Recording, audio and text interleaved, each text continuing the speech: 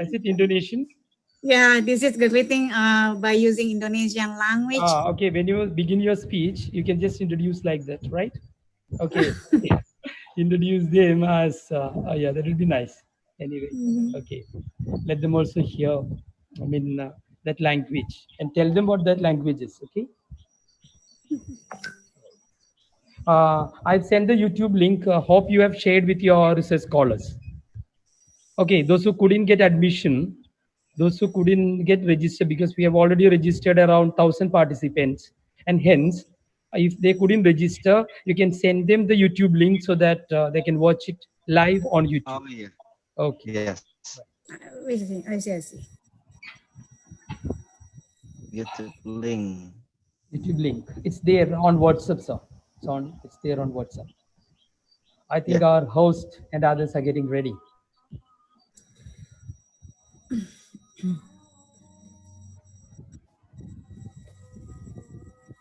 One second, I'll be back.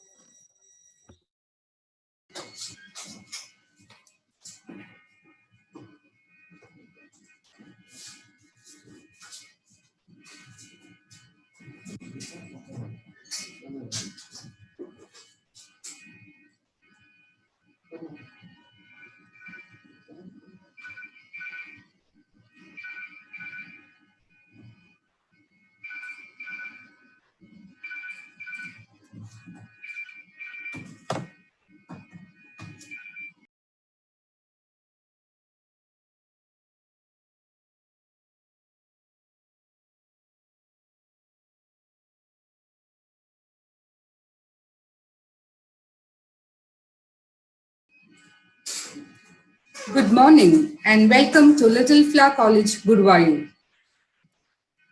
I dream of a digital India where quality education reaches the most inaccessible corners driven by digital learning. With the elegant words of our Honorable Prime Minister, Sri Narendra Modi, let me, Julie Dominic, Head of the Department of English and Coordinator of Paramarsh, welcome you all with utmost regard and respect to the one-day international online conference on expanding strategies to teaching learning with digital proficiency organized by Little Flower College, Guruvayoor. The conference with eminent international and national resource persons, Dr. Andy Asrifan, Faculty of Teachers Training and Education at Universitas Muhammadiyah, Sidenren, Repang in South Sulawesi, Indonesia. We welcome you, sir, to this international online conference. Dr. Kj Virgis, Associate Professor of English and Research Supervisor at Christ College, Irunalakuda, Kerala. We welcome you, sir, with great honor. Dr. Mutmainna, Faculty of Education in Al Asyariah Mandar University, West Sulawesi, Indonesia. Welcome you, ma'am, to Little Flower College, Guruvayoor. Dr. Prashant Subhash Rao Mote, Assistant Professor of English at Adarsh Mahavidyalaya, Maharashtra. Hearty welcome to you, sir. With great greetings and warm reception to this brainstorming conference on digital learning, I also welcome the principal of Little Flower College, Guruvayoor, Reverend Dr. Valsa K. A library of knowledge is she. Welcome you, dear sister. With warmth, I welcome all the participants from around the world. A word of gratitude to UGC NAC for the tremendous academic guidance. We have of around 1,000 registered participants for the day's session. I welcome the colossal participants to this portal of Little Flower College. Regards to all the faculty members and the steering committee members of Paramarsh, and all the principals and faculty members of our Paramarsh institutions. I also welcome our dear principal now to inaugurate this online international conference. Thank you.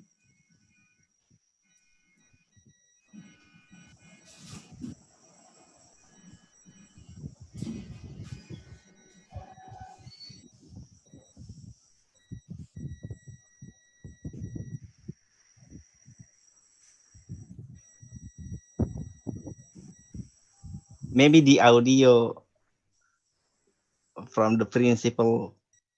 Yeah. Okay, not only that, I have a suggestion that somebody join another internet connection too. If at all the internet connection of one host is a bit unstable, the other can catch up. Okay, so better have two hosts, two or three hosts, and let them join from different internet connections. If at all one interconnection is a bit unstable, the others can manage. Yes, ma'am. Okay. And hearty welcome to Dr. Andy Asrifan, Dr. Kj Virgis, Dr. Mudma Inna, and Dr. Prashant Subhash Rao. Greetings to all delegates and participants from all over the world. Heads of our many institutions and all their staff deserves special appreciation in this occasion. Hearty welcome to you all. Stay home and stay safe. The novel coronavirus created a new world of e-learning and e-platforms today. First of all, I would like to take this opportunity to congratulate our UGC NAC Paramarsh team to make this webinar a grand success. First of all, I would like to take this opportunity to congratulate our Professor Ms. Julie Dominic, Academic Ambassador of UGC NAC Paramarsh team in our college for her initiative and hard work to make this event a reality. I also congratulate the Paramarsh team in our college, especially Dr. Justin PG, Ms. Swapna Joni, Ms. Rose Paul, Ms. Hida Paulson, and Ms. Esther Mani for their efforts in this venture. With the grace of God Almighty, I am happy to inaugurate this webinar. Let this webinar be an effective one to provide you new insights and practical knowledge for everyone to make our e-platforms more productive one. I hope this webinar will enrich all the participants. We can mold our younger generation for a better tomorrow. Best wishes to all of you to make this webinar a grand success. Thank you.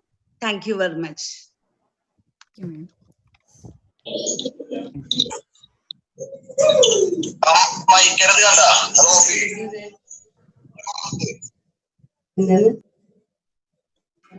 you so much, dear sister. I now invite Dr. Kj Virgis to introduce our first resource person, Dr. Andy Asrifan. Thank you. Thank you very much, Dr. Julie Dominic. So it's my pleasure to introduce our first speaker. But before that, I would like to address the audience with one or two sentences. One is this. See, this international seminar is a kind of general approach to e-learning, online teaching, and ICT application in our teaching learning process.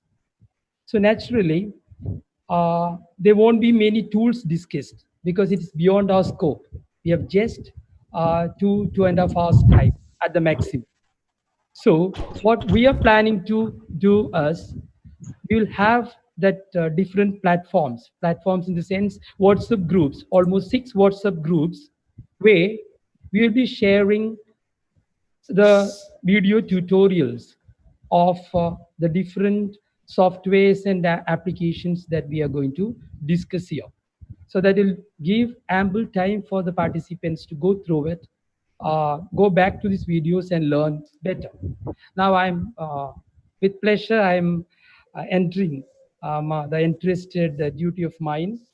My task is to introduce Dr. Andy Asrifan, okay, SPD, MPD, a faculty of teacher training and education in Universitas Muhammadiyah Sindring, Rapang.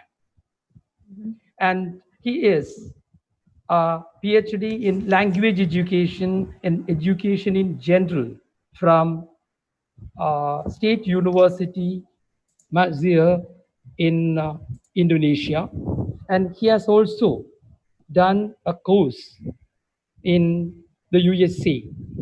He has almost 25 degrees.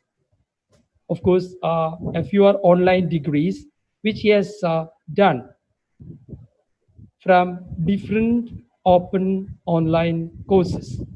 He has published more than 15 research articles in Scopus, Indexed, and Thomson Reuters journals.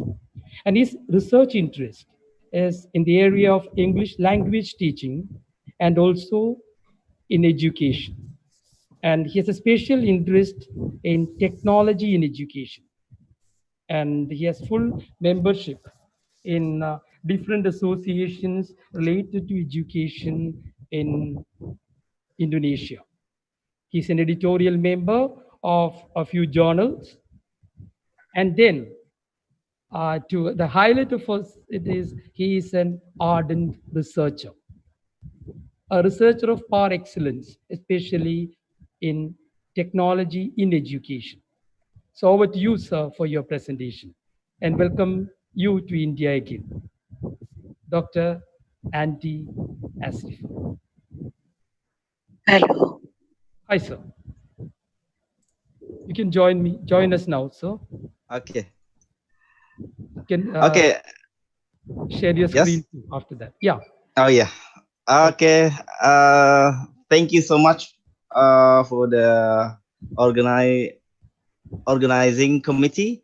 Good afternoon, everyone from Indonesia, and good morning in India.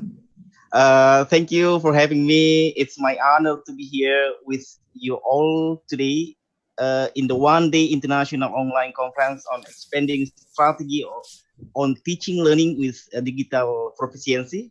I would like to thank my Excellency Dr. Fausa, the principal of Little Flower College, Guruvayoor, India. Dr. Julie Dominic, thank you so much. Dr. Esther Mani, Dr. Hista Paulson, Dr. Swapa Joni, Dr. Justin, Dr. Rose Paul, to the faculty and staff. My Excellency, to the speakers who will share their knowledge, best knowledge for us, Professor Dr. Virgis, Dr. Frasan, and Dr. Mutmaina. I'm Andy Asrifan, and I'm going to speaking to you today about blended learning. This is the learning solution in Industrial Revolution 4.0. Actually, a few years ago, it's around when I was in junior high school, I had a dream to visit one of the wonder of this in India, Taj Mahal. That is because I love with Bollywood film, some of my favorite artists from India, Shah Rukh Khan, Karan Kapoor, Salman Khan, and many others, and also some my favorite Bollywood film like Kuchu Kuchu Tahe, Muhabbaten, Man, Kahona Pyar Rahe, Kabis Kushi Ka Begum, and still many other. That's I love it. So here my screen. Host disabled participant share the screen. Hello, you have to enable it. Yeah. Mr. Bush, Bush. yeah, you have to enable the screen. Enable screen sharing, Mr. Bush or Julie, ma'am. It is seen Yeah. that it's Okay. fine. Yes. Okay. Okay. Yes. Okay, before started, I would like to invite all the participants, maybe a 30 seconds max uh, to fill out the questionnaire below through www.menti.com and then use the code 779120.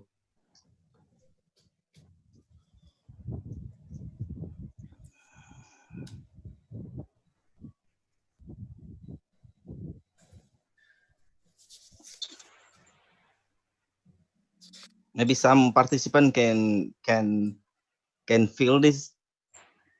Okay. The first question is, what do you mean by blended learning? It is approach, media, technique, or method.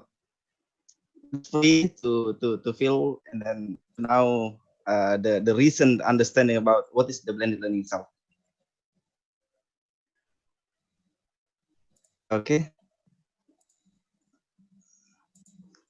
Just feel free and www.menti.com and use the code 779120.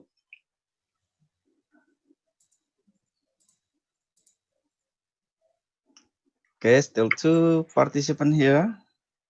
Okay, 3, 4. Okay, 5. Okay, 7, 9, 10.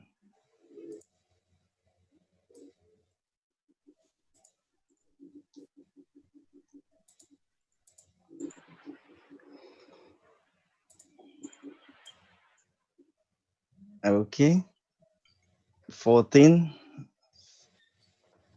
15. Okay, let's move to, because of limited time, let's move to the second question is, what type of blended learning? What are the type of blended learning? You may, this is, there is no correct and incorrect answer, but you may choose multiple answer.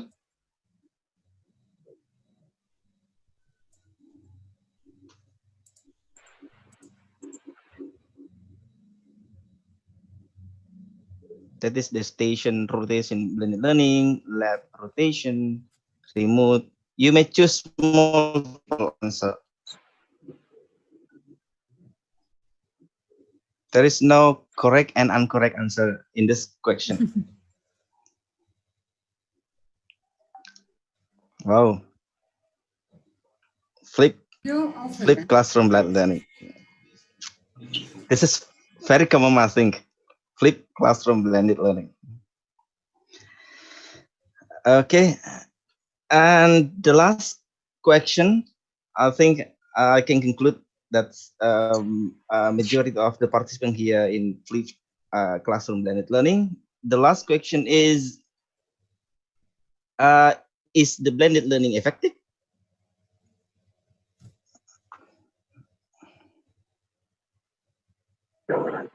Wow. Oh, Okay, okay, 100%. all the participants, 100%. Wow, 100%. Okay. Okay, thank you so much for the all participant to fill out the questionnaire. Let's come to the first slide. This is this picture is how the process of education and the process of our activity in the office, and then change today, right in the slide.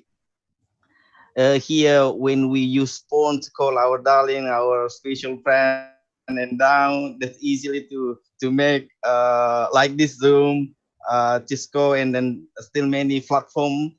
In the past, the children was love to play in the ground, but now they love to play inside the home, the house. They play game and then so on. Here, the formerly this is the teacher center when we teach to the student, and then they learn what we are teach directly. And then now this is the student center where when you bring a material, but they like the unique one like this. This is when I still remember when I was in elementary and junior high school, when my teacher come in the class, they bring many things, a weapon to teach us. They bring ruler, dictionary, book, and many books like this. But now just one device like phone, smartphone, or laptop like this. This is the formally just this is the logical picture. And what we are going to share and discuss for my lesson today is the state of industrial revolution, a paradigm shift, weakness of CBI, computer-based instruction, e-learning method, and a definition of blended learning, implementation of blended learning, and benefit and weakness. Because how to design will be discussed to with another presenter, and also how to the kind of tool also another presenter. I just give some the theoretical thing about the blended learning. The first is the state of industrial revolution 4.0. We have four pages here. We started from in the 18, where in the first industrial revolution, the invention of the steam engine led to emerge of steamship training and etc. And then moved to the 19, the invention of electricity and assembly lines, and that increase of production of goods. And then in 2000, information technology innovation, commercialization of a personal computer. I still remember I have the biggest computer when I was in 2000. I still in senior high school that and then now that's the fourth industrial revolution, where the manufacturing activity are integrated through massive use of wireless technology and big data. This is the phase of current world economy activity, where in economy, education, government, collaborative marketplace, online, health service, smart manufacturing, and smart city, also smart appliance. Now in the 4.0, we use in big data. Like in sharing economy, we now Zipcar and then another platform, and also in education. There are many platform of e-education in government, also in another part marketplace. In Indonesia, we have two biggest platform of marketplace. There's Bukalapak, Tokopedia, and still Shopee. Yeah, Shopee and GDID also, online health, smart manufacturing, smart city, and smart application. This is how access IP based how IP based network coordinate with the application and access. In application, how IP address network play important role in music, education, e-finance, communication, film, and also uh, uh, e-commerce. Especially in education, we know that now we are some of country in this world are in education 3.0 and also in education 4.0. You know that in education 1.0, that is still in teacher center. Teacher as a master in the classroom. And then in education 2.0, learner as receptive of knowledge. And education 3.0, teacher as a facilitator. And then now in education 4.0, learner as connector, creator, and constructivist, where the educator just a resource guide. So this is to some trade and opportunity in the new era of the digitalization industry. And then the question is, what skill should be provided by a learner or the teacher to face the future industry? There are 5 here based on the research in World Economy Forum. The first is complex problem solving, and the second is social skill.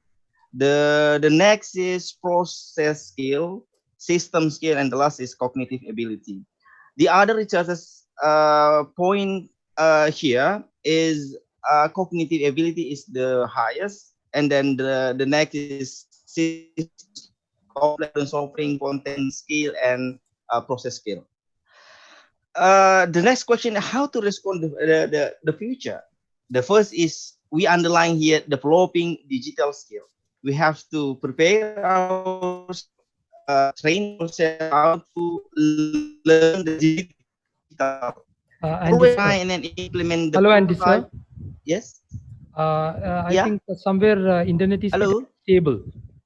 Is it on your Oh. side?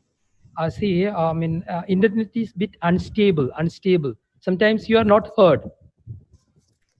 Okay, no problem. You can Oh. continue, sir. Okay, continue.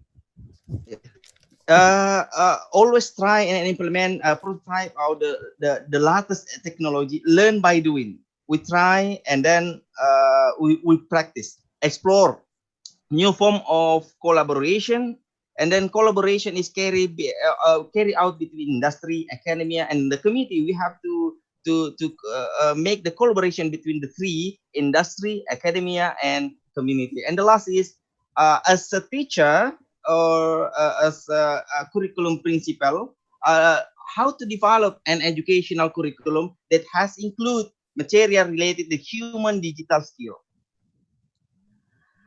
This is the partnership where in the past, that's the teacher center instruction become the student center instruction. Single sense stimulation becomes the multi sensory stimulation. From single path progression to the multi path progression. From single media to the multimedia. From the isolated work to the collaborative work. From the information delivery to the information exchange. This is the weakness where in CBI computer-based instruction, most of the activity should be in teacher center, but in e-learning like this. So the weakness of computer-based is here is teacher center, less in utilize the time, high cost of developing computer program, and also only effective for use in small group. How about in learning? E-learning here need more effort in preparing learning material, must pay attention to the pedagogical side of the material, student need to always be motivated and organized, and also supporting infrastructure and facility. Blended learning. Before we come to the what is the blended learning itself, this is this image hopefully can guide you what's the blended learning itself, because based on the questions questionnaire you fill out just now in my first slide, I think most of the participant can understand what's the blended learning itself. Blended learning is approach, not a method or technique or media. That's approach in teaching. This is the historical background that e-learning or electronic learning was first introduced by the University of Illinois Urbana campaign by using a computer-assisted instruction system and a computer called Plato. That's the first computer. Since then, e-learning has developed in line with the development technology. demo phase of e-learning itself started from 1990. This is the area of CBT, computer-based training. And then in 1994, this is the acceptance of CBT by the community. Since the 1994, CBT emerged in the form of more attractive package in mass produce. And then in 1997, LMS, so learning management system, has rise. And then in 1999, that's a year that web-based e-learning application, the development LMS toward web-based learning application is doubling totally. That's the pace of e-learning itself. We started from the 1990 and the 1994, 1999, 1997, and 1999. Blended learning itself, based on Graham, 2009, this blended learning is a combination of instruction from two historical, traditional, and technology. That's the blended learning. This is based on the Richard from the Longman Dictionary of Language Teaching and Applied Linguistics. Blended learning is the proportion of learning opportunity through the combination of several different form of learning, typical through the combination of technology-based resources and conventional teacher or book-based learning. So blended learning is a face-to-face and online. We combine this one. This is the same definition also from Thorpe in blended learning, how to integrate online and traditional learning. Blended learning is a mix of multimedia technology, CD-ROM, video streaming, virtual classroom, voicemail, email, and conference call like this. Today we are going to through Zoom, online text, animation, and video streaming. Characteristic here, learning that combine various way of delivery education model, learning style, as well a variety of diverse technology-based media, and then also a combination of a direct education face-to-face and independent learning via online. And learning is supported by an effective combination of delivery method, teaching method, and learning style. And also the last is characteristic, education and student have the same important role. So that's why in this approach, teacher not a center, but this teacher and learner has the same role in this approach. This is the figure or the picture there. Face-to-face learning, computer-based learning, cover also the e-learning, online learning, internet-based learning. This is the blended learning itself. Well, remember that in face-to-face learning, because the technology, I think, couldn't motivate the student, give the good personalization, feedback, fluency, relevant, and discipline. That's why this one is the human turn. And in technology, mobility, structure, tracking and control, self-study, reduce cost, and global reach. That's the turn of the technology. This is the two combination here. We combine, become the blended learning. Remember that blended learning is not the same online course, because online course is all online, all the part is online. But blended learning, we have face-to-face with the student. And then we also have the online course. So that's why online course is all online, but in blended learning, we have the combination between two parts. The first is face-to-face and online. This is how the blended learning is solved. In blended learning, we have face-to-face training, virtual classroom, webinar, link, simulation, assessment, and also one-on-one coaching. The implementation of blended learning, this is based on Watson Data 5. The first is fully online, where with the choice to do face-to-face learning. And then the second is partial, where the certain time need for face-to-face learning, and both in a classroom or laboratory. Full online, but students still learning conventionally in the class or laboratory every day. Conventional learning in the class, but students are required to attend a certain online activity as enrichment. And the last is conventional learning, involving only online resources and online activity, which are not required for students to participate.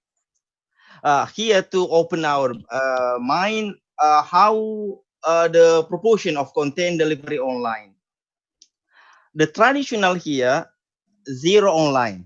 That is the course with no technology, use content in deliver in writing or orally. And the proportion in a web facility, that's 1 to 29%.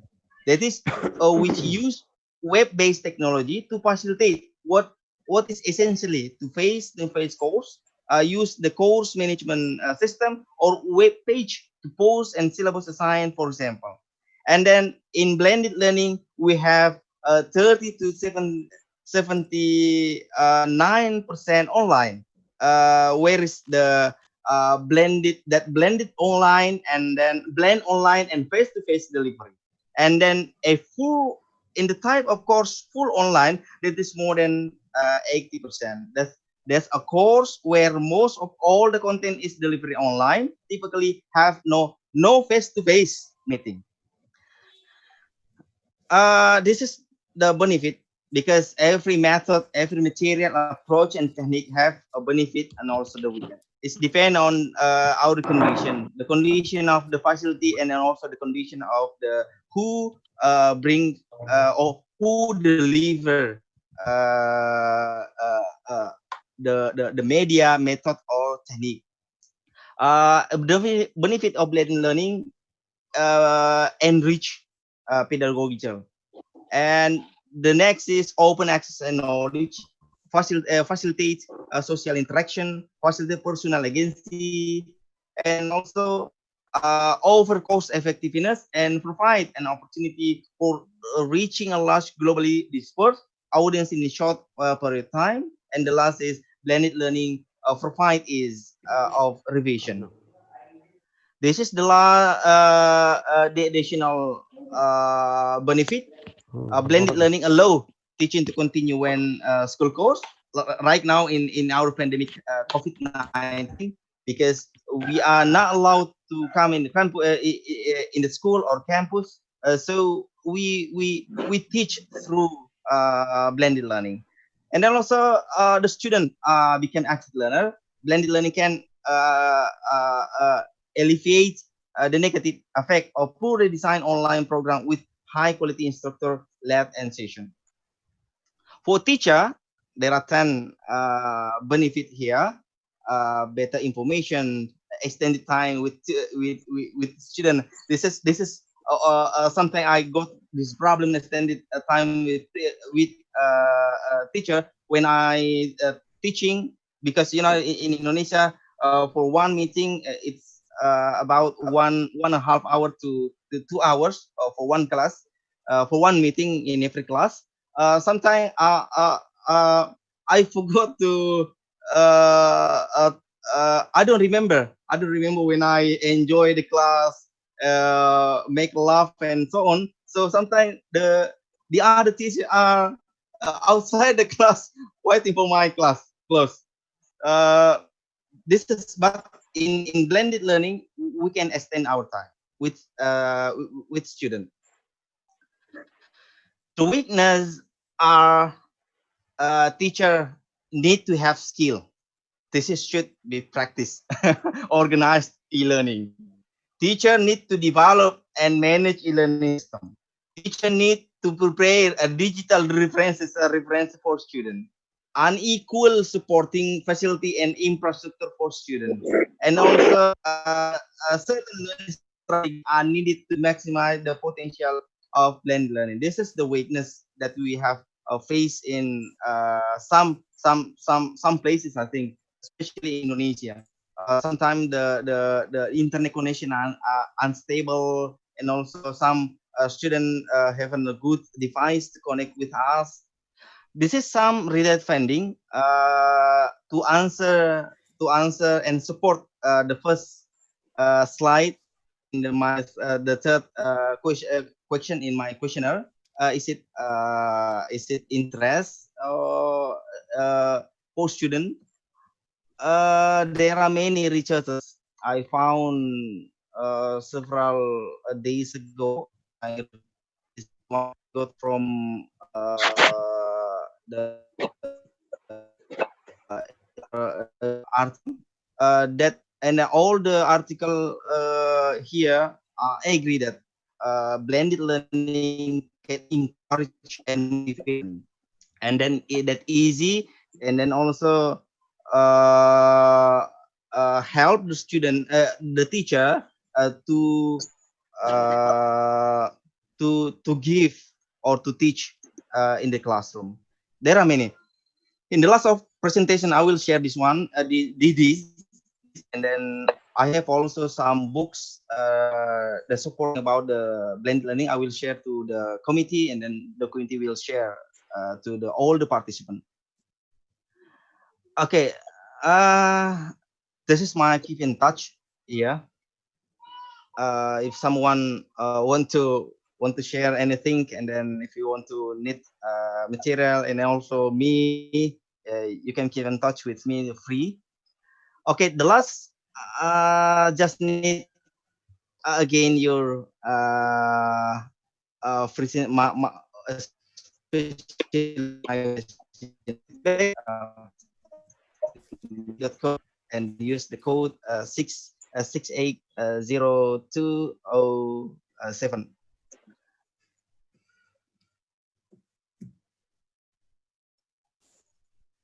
Okay, I think. Okay, I think. Okay, I thank think you. The that's all. presentation is over, right, Thank sir? you. Okay. Thank you. I think we'll Prof. take questions at the end. Julie, ma'am. Yes, yes. We can Yeah. discuss at the end. The questions will be taken by all 4 speakers at the end. Okay. Okay. Okay, sir. Thank you. Thank you, sir. Thank you. Thank you so much. Because introducing e-learning, blended learning, and that's really, that was in fact a good introduction to everyone. Okay. Thank you, sir. Thank you. Over to Julie, madam. Julie Dominic. Thank you so much, sir. Thank you. We've got a question about what The audience should mute their audio. Or Mr. Bush, better.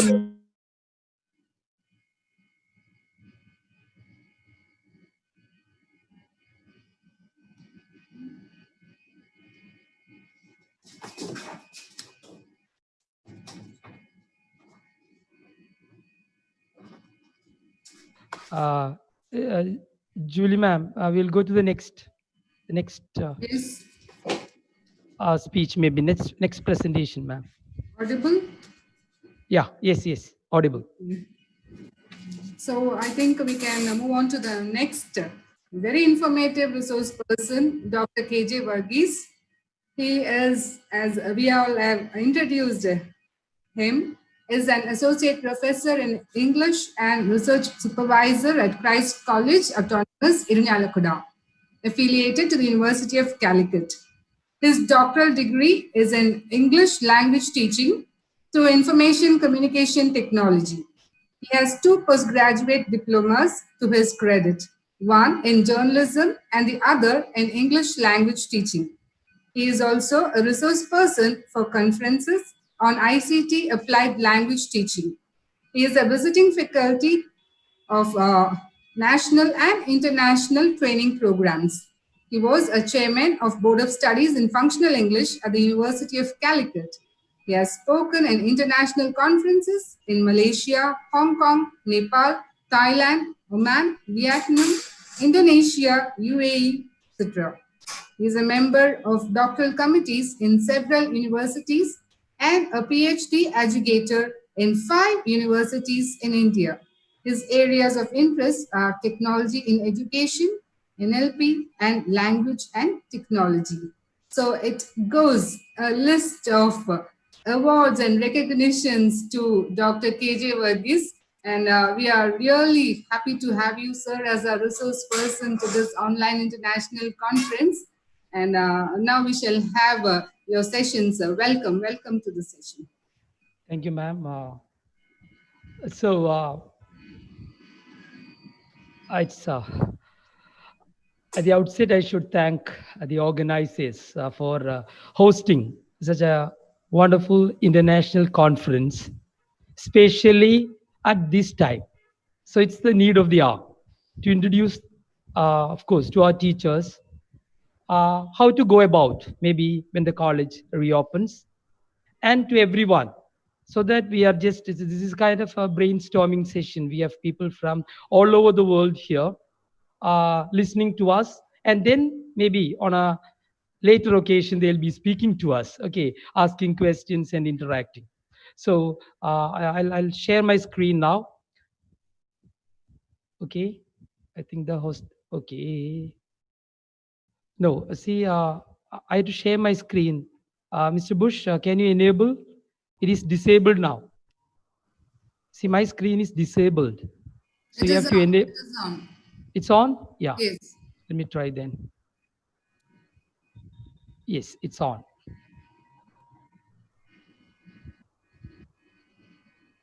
Okay. Yes. So my presentation today is on ICT enabled education, changing trends in COVID times. And when I speak of ICT enabled education, naturally, this is a term that we have heard many a time, and we have been hearing it for the last maybe 10 years. But what exactly is ICT? See, when we speak of ICT, I'm sure that all of us are aware of what IT is. IT is nothing but information technology, and ICT is information and communication technologies, and now it is called information and communication technology.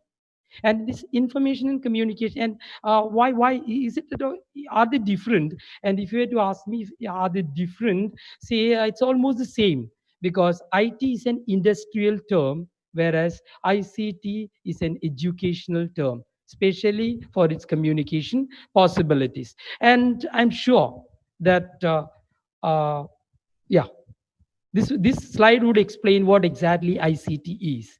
And ICT is nothing but, in an information revolution, ICT is retrieving, transmitting, storing, creating, processing, collaborating, communicating, displaying, and receiving information through all these different gadgets. Okay, so ICT in fact tells us about retrieving information, transmitting information, storing information, creating information, processing information, collaborating information, communicating information, and displaying and receiving information with these different tools. I think the participants can see this slide, because this slide was prepared by one of my senior professors, and see how well a comprehensive view of ICT in general. And I'm sure at least some of you know some of the different applications here. See, for collaborating, we have instant messaging, we have wikis, we have chats, we have social bookmarking, we have emails, we have social networking, we have web conferencing, what we are doing now. Okay, and again, for creating information, we have for audio, we have multimedia, a blog. This is for creating information. For storing, we have hard disk. So I think I need not explain. This may be shared to you, and hence, see, these are the terms which. And for example, for communicating, we have forums, e-forums, which is very good for professional development. We have RSS feeds, we have instant messaging, we have wikis, we have chats. Okay, and we again video streaming, email response system, podcasts, etc. I don't know how many of you are familiar with these terms, but this is ICT. So ICT is in fact the system for retrieving, or the latest technologies for receiving, transmitting, storing, creating, processing, collaborating, communicating, and displaying and receiving information. Now, and what is digitization? Why are we told often to? I mean, why are we told that we can do everything online? And I'm sure many of teachers, see, I'm speaking an Indian point of view. I'm speaking an Indian point of view. Okay, digitization. See, we can make our classrooms fully digitized. And what do we use often for teaching?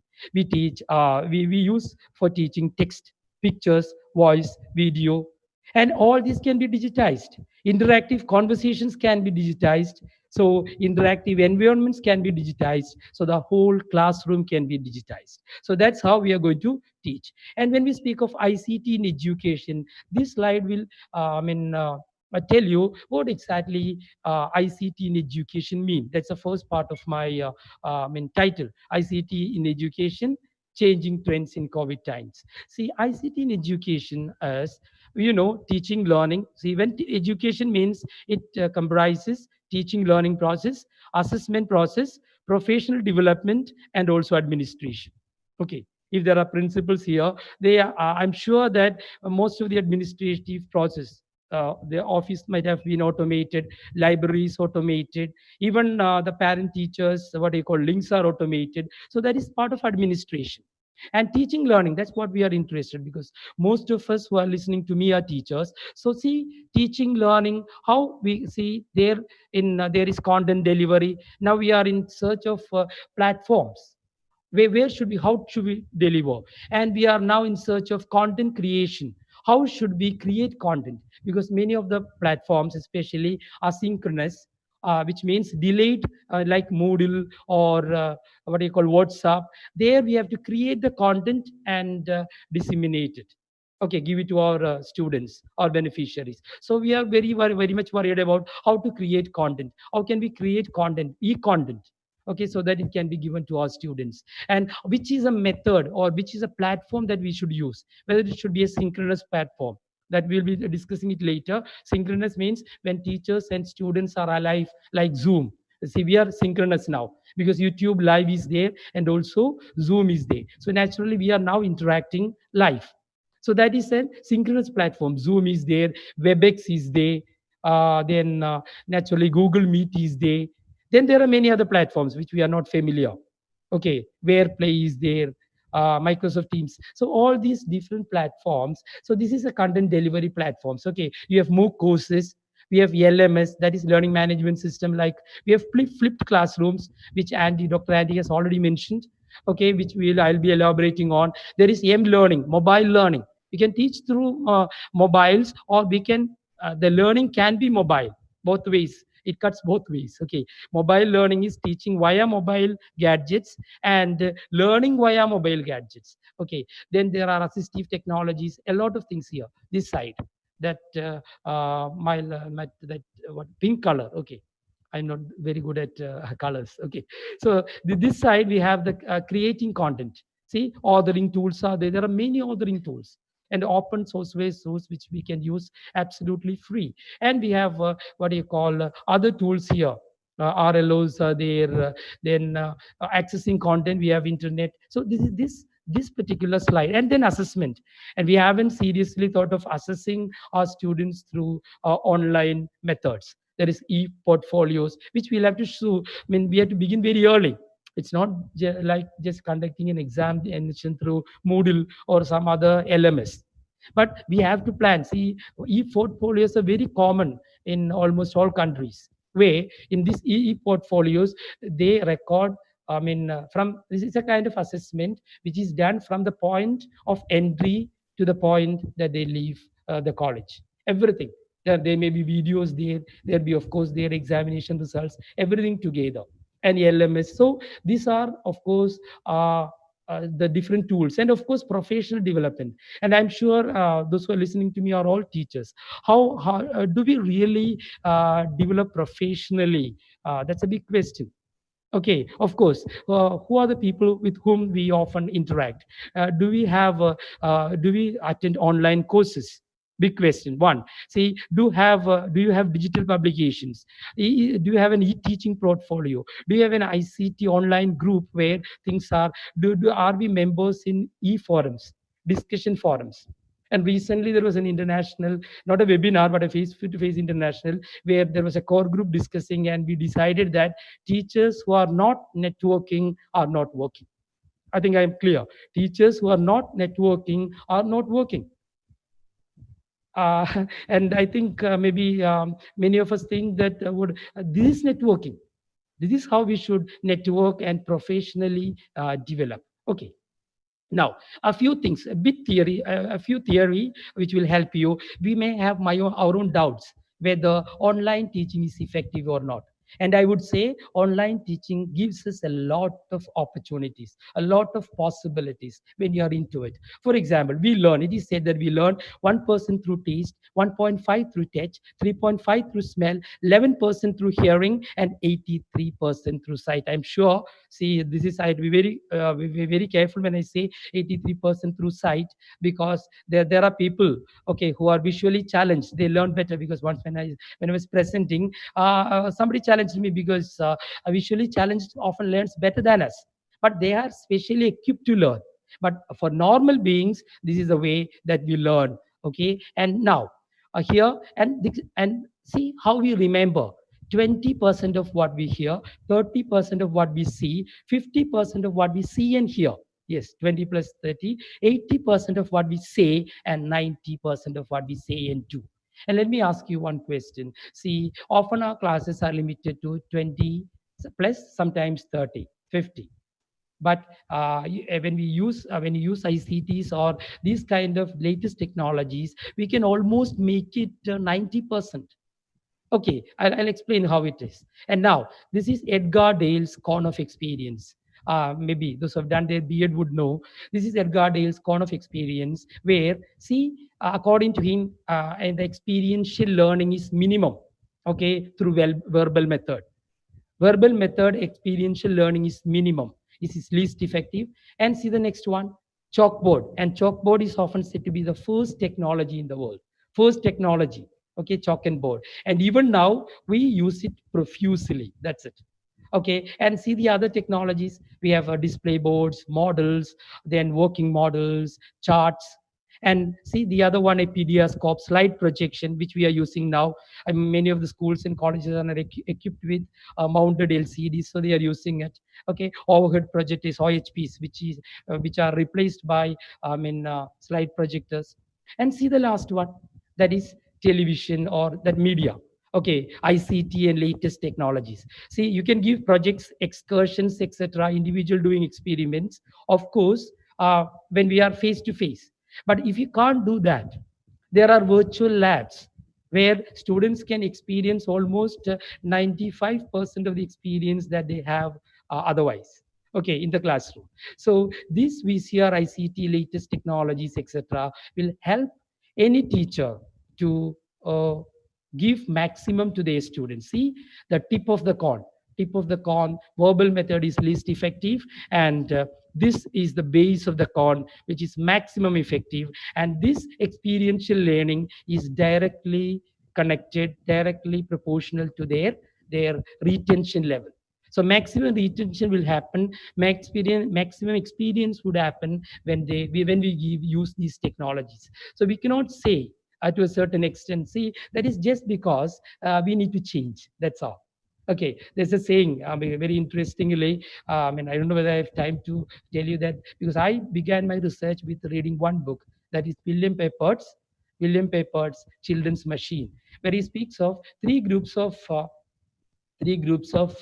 professionals traveling 100 years into future to see how things have changed with their profession. One, medical surgeons, doctors, surgeons, bankers, and teachers. See, medical surgeons, they lived here 100 years back. They were in fact wonderstruck seeing the changes. They couldn't even operate a single gadget in the operation theater, because all were electronic gadgets and they were not familiar. They said no. And the second group, bankers, they were even wonderstruck when they were traveling 100 years back from there to here. They were wonderstruck seeing people collecting money from the roadside. See, that is ATM. They were not in a way, they never thought that this is possible for security reasons. How can you keep money on the roadside? Okay, that's again technology. Okay, and natural. And when school teachers or the college teachers, when they entered the campus, okay, when they entered the classroom, they found same benches, same desks, and the blackboard might have changed into a whiteboard or a green board, and recently a smart board. And I'll tell you, let me tell you, I mean, we should take this as an opportunity. We have our own doubts, I'm sure, how equipped we are, can we afford, can our students afford. But I'll tell you towards the end, I mean, everyone who is in the profession, whether young or old, whether digital native, our students are digital natives, and many of our teachers may be digital immigrants, whether digital immigrant or digital native, this can be done. I myself is a digital immigrant. Okay, right. So here, and it's not that big thing. Okay, everyone can do it.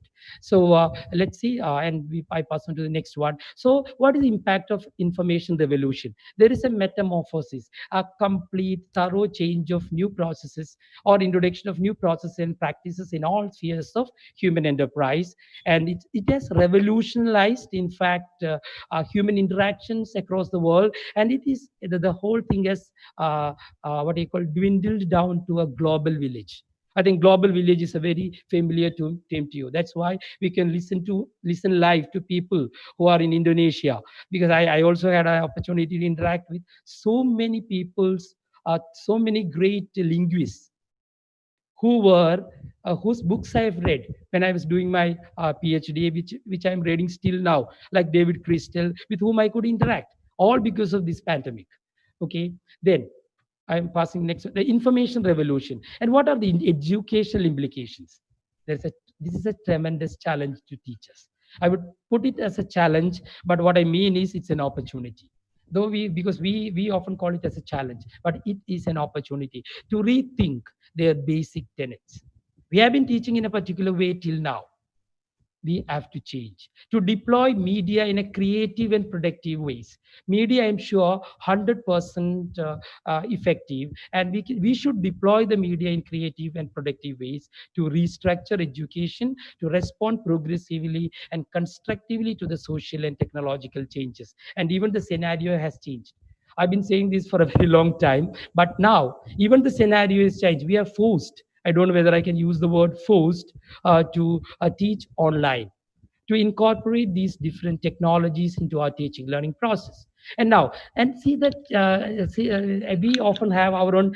Yes, I'm audible, right? Hello, I'm audible. Okay, fine. So here, see the digital age learners, because we every teacher should know that our students are digital age learners, next generation learners, millennials, electronic communicators, multitaskers, multimedia learners. See, our students are multimedia learners.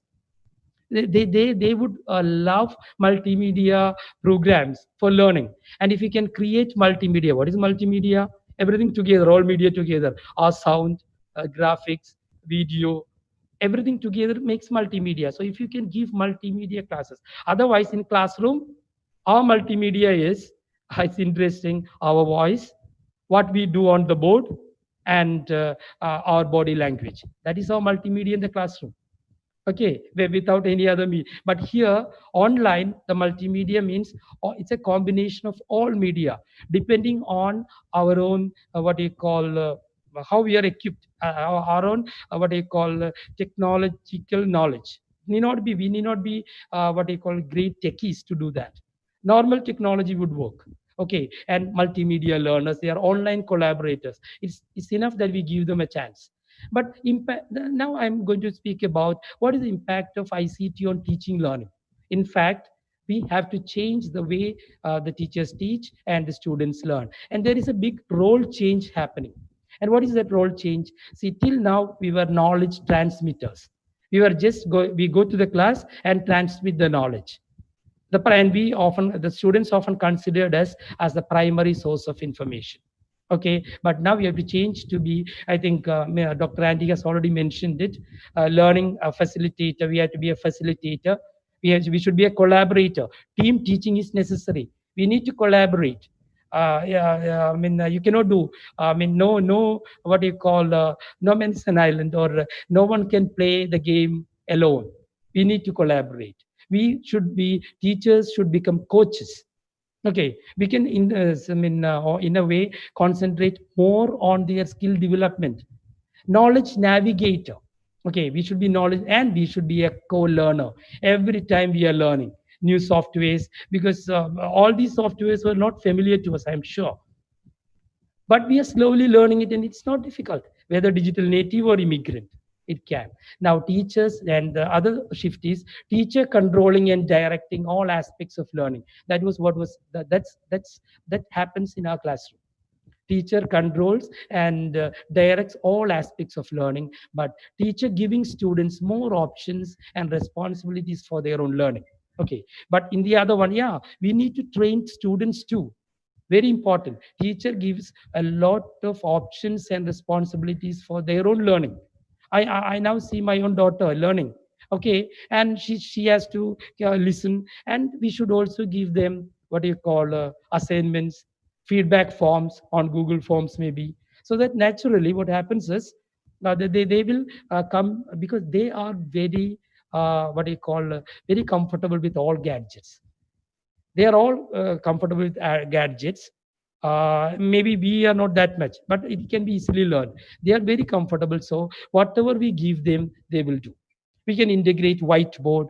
If time permits, I'll talk to you that, or talk to you on that. Okay, so let's see, this is it. This is the paradigm shift. It is learner centered. See, the instructor is in one corner, and all these different media becomes equally important. Okay, all these different media become equally important. Somebody is doing something on the screen, it seems. Okay, right. So here, this see, this is it. Student, so it is student centered learning. But when it is student centered, let me tell you, a lot of responsibilities are shifted to students. That's very important. We should have that in mind. So this is in fact the student centered learning, where it is as a teacher, as a facilitated, should introduce all these different what do you call media to the students for better learning. Now, yeah, now something very important. See, Bloom's tax. I did tell you. See, why we have taken this kind of structure for the seminar is, if we were to explain to you one tool, it often takes more than 1 hour, which means the whole seminar is only for 2.5 hours. So tools will be shared to you in the form of video tutorials, and listening to a tool for just one time won't make you won't make you learn. So naturally what we are planning is, we will share it in groups so that you can sit back at a leisure and learn on your own way the different tools. Okay, so Bloom's taxonomy says, in fact, I would like to introduce this concept too. See, this is a traditional classroom. In traditional classroom, what was happening, why I do all this is just because, why I do all this, because many of us, at least we Indian teachers who have been engaging our classes face to face, think that that is often the best mode. I say that is a very good mode, no doubt. But at the same time, in the classrooms, we were accomplishing only, this is Bloom's taxonomy, that Bloom's pyramid. See, in the classroom, we can do only these two, because we are just giving them information. We are giving them class. So what happens? They remember and they understand maximum. And we often our exam or our examination mode tests only whether they remember or not. That's another tragedy. But often it is in the classroom we remember and we understand. But what about applying, analyzing, evaluating, and creating? These four very important learning processes are often discarded in our classroom. I'm sure it's very difficult to digest sometimes. Okay, see, Bloom, but just because we don't have, see what do we do in the classroom? We teach them how many, almost if you have 1 hour class, 55 minutes we teach them. 5 minutes we may interact with them. That also not basically on topic, but usually mostly it is so. And I've seen teachers, and what that's what I am doing, because we have a syllabus to cover, a curriculum to what do you call support. So naturally we do this. But what about this applying? But if it's a flipped classroom, okay, as Andy mentioned, see, in the classroom what happens is, see, in the outside the classroom what happens is remembering and understanding. I'll tell you, we give all classes online. We give all classes online. So what now happens in our classroom happens online. And in the classroom, we have time for applying, analyzing, evaluating, and creating. And I would like to tell my Indian friends, Indian teachers, one thing that Corona, we are going to live with Corona. And our students may not be coming to classes for the next 5 or 6 months, and the government will ask us to teach online. But and our colleges are not equipped for social distancing. If all students come to our classroom, we have benches and desks maybe for 50 students. Let's take it 60, 50 students, and we cannot ever think of social distancing. So a time may come when our students attend classes only twice a week. 2 days they come to classes for discussions, for this for process, for applying, analyzing, for discussions, and remembering and understanding is all done through online. So classes are given online and classrooms are for discussions. When I said this, because I had a discussion with a few agencies who had called me, and this may be the structure maybe for at least 6 or 7 months, sometimes I don't know, where all classes are given online, and but the students will come to our college. Maybe even the plus 2 teachers are thinking of shift. They are dividing the students into two groups. First group will attend maybe from 9:30 to 1, and the second group will attend from. So we will have to go to classes only for discussion, because our classes, our delivery of lessons will have been completed online by that time. Think of such a scenario. Okay, because we cannot keep social distancing if all. Otherwise, we should have 3 times classrooms to accommodate, and we people will have to go to all 3 classes. When I said this, some of my teachers, some of the teachers were asking me, "Is it possible, sir? Should we repeat? Should we repeat the same?" Even otherwise, we are repeating classes in different classes, but should we repeat the same class or the same lesson in the same class thrice? I said no, because delivery is online. And the remembering and understanding is done there, and the whole class hour, the whole 1 hour can be given to applying, analyzing, and evaluating. I'm sure our teachers will have to be trained, our students will have to be trained, because they don't ask doubts often in colleges. So naturally, they have to be trained. Otherwise, we'll be just sitting face to face for the whole hour, because we have delivered the whole class online. Okay, I think, I mean, that may be a post-COVID scenario, a post-COVID scenario for at least a few months, I'm sure. Now, this have been already said by Dr. Andy. See, multi-sensory stimulation, very single sense. See, in conventional, we have only single sense, or they only hear, but here. And see, single path, here multi-path. See, passive learning, we often say that our students are passive, because we make them passive by speaking almost 50 or 55 minutes in the class. So, but this becomes exploratory, inquiry based, because we can give hyperlinks and the students can explore if they are really interested. For this, students need to be highly motivated, both intrinsic and extrinsic motivation. Not only that, they should be self-regulated and self what you call directed students. Only such students will, I think, will go on. Others will immediately drop out. No problem, because as I am concerned, I used to say higher education is not everyone's cup of tea. Okay, I'm not going to explain that. Information exchange is happening here in online, whereas only information delivery happens in our classroom. Teacher centered, student centered, and it's really constructivist model of learning. For instructions occurs in small groups and teacher, and it's more student centered.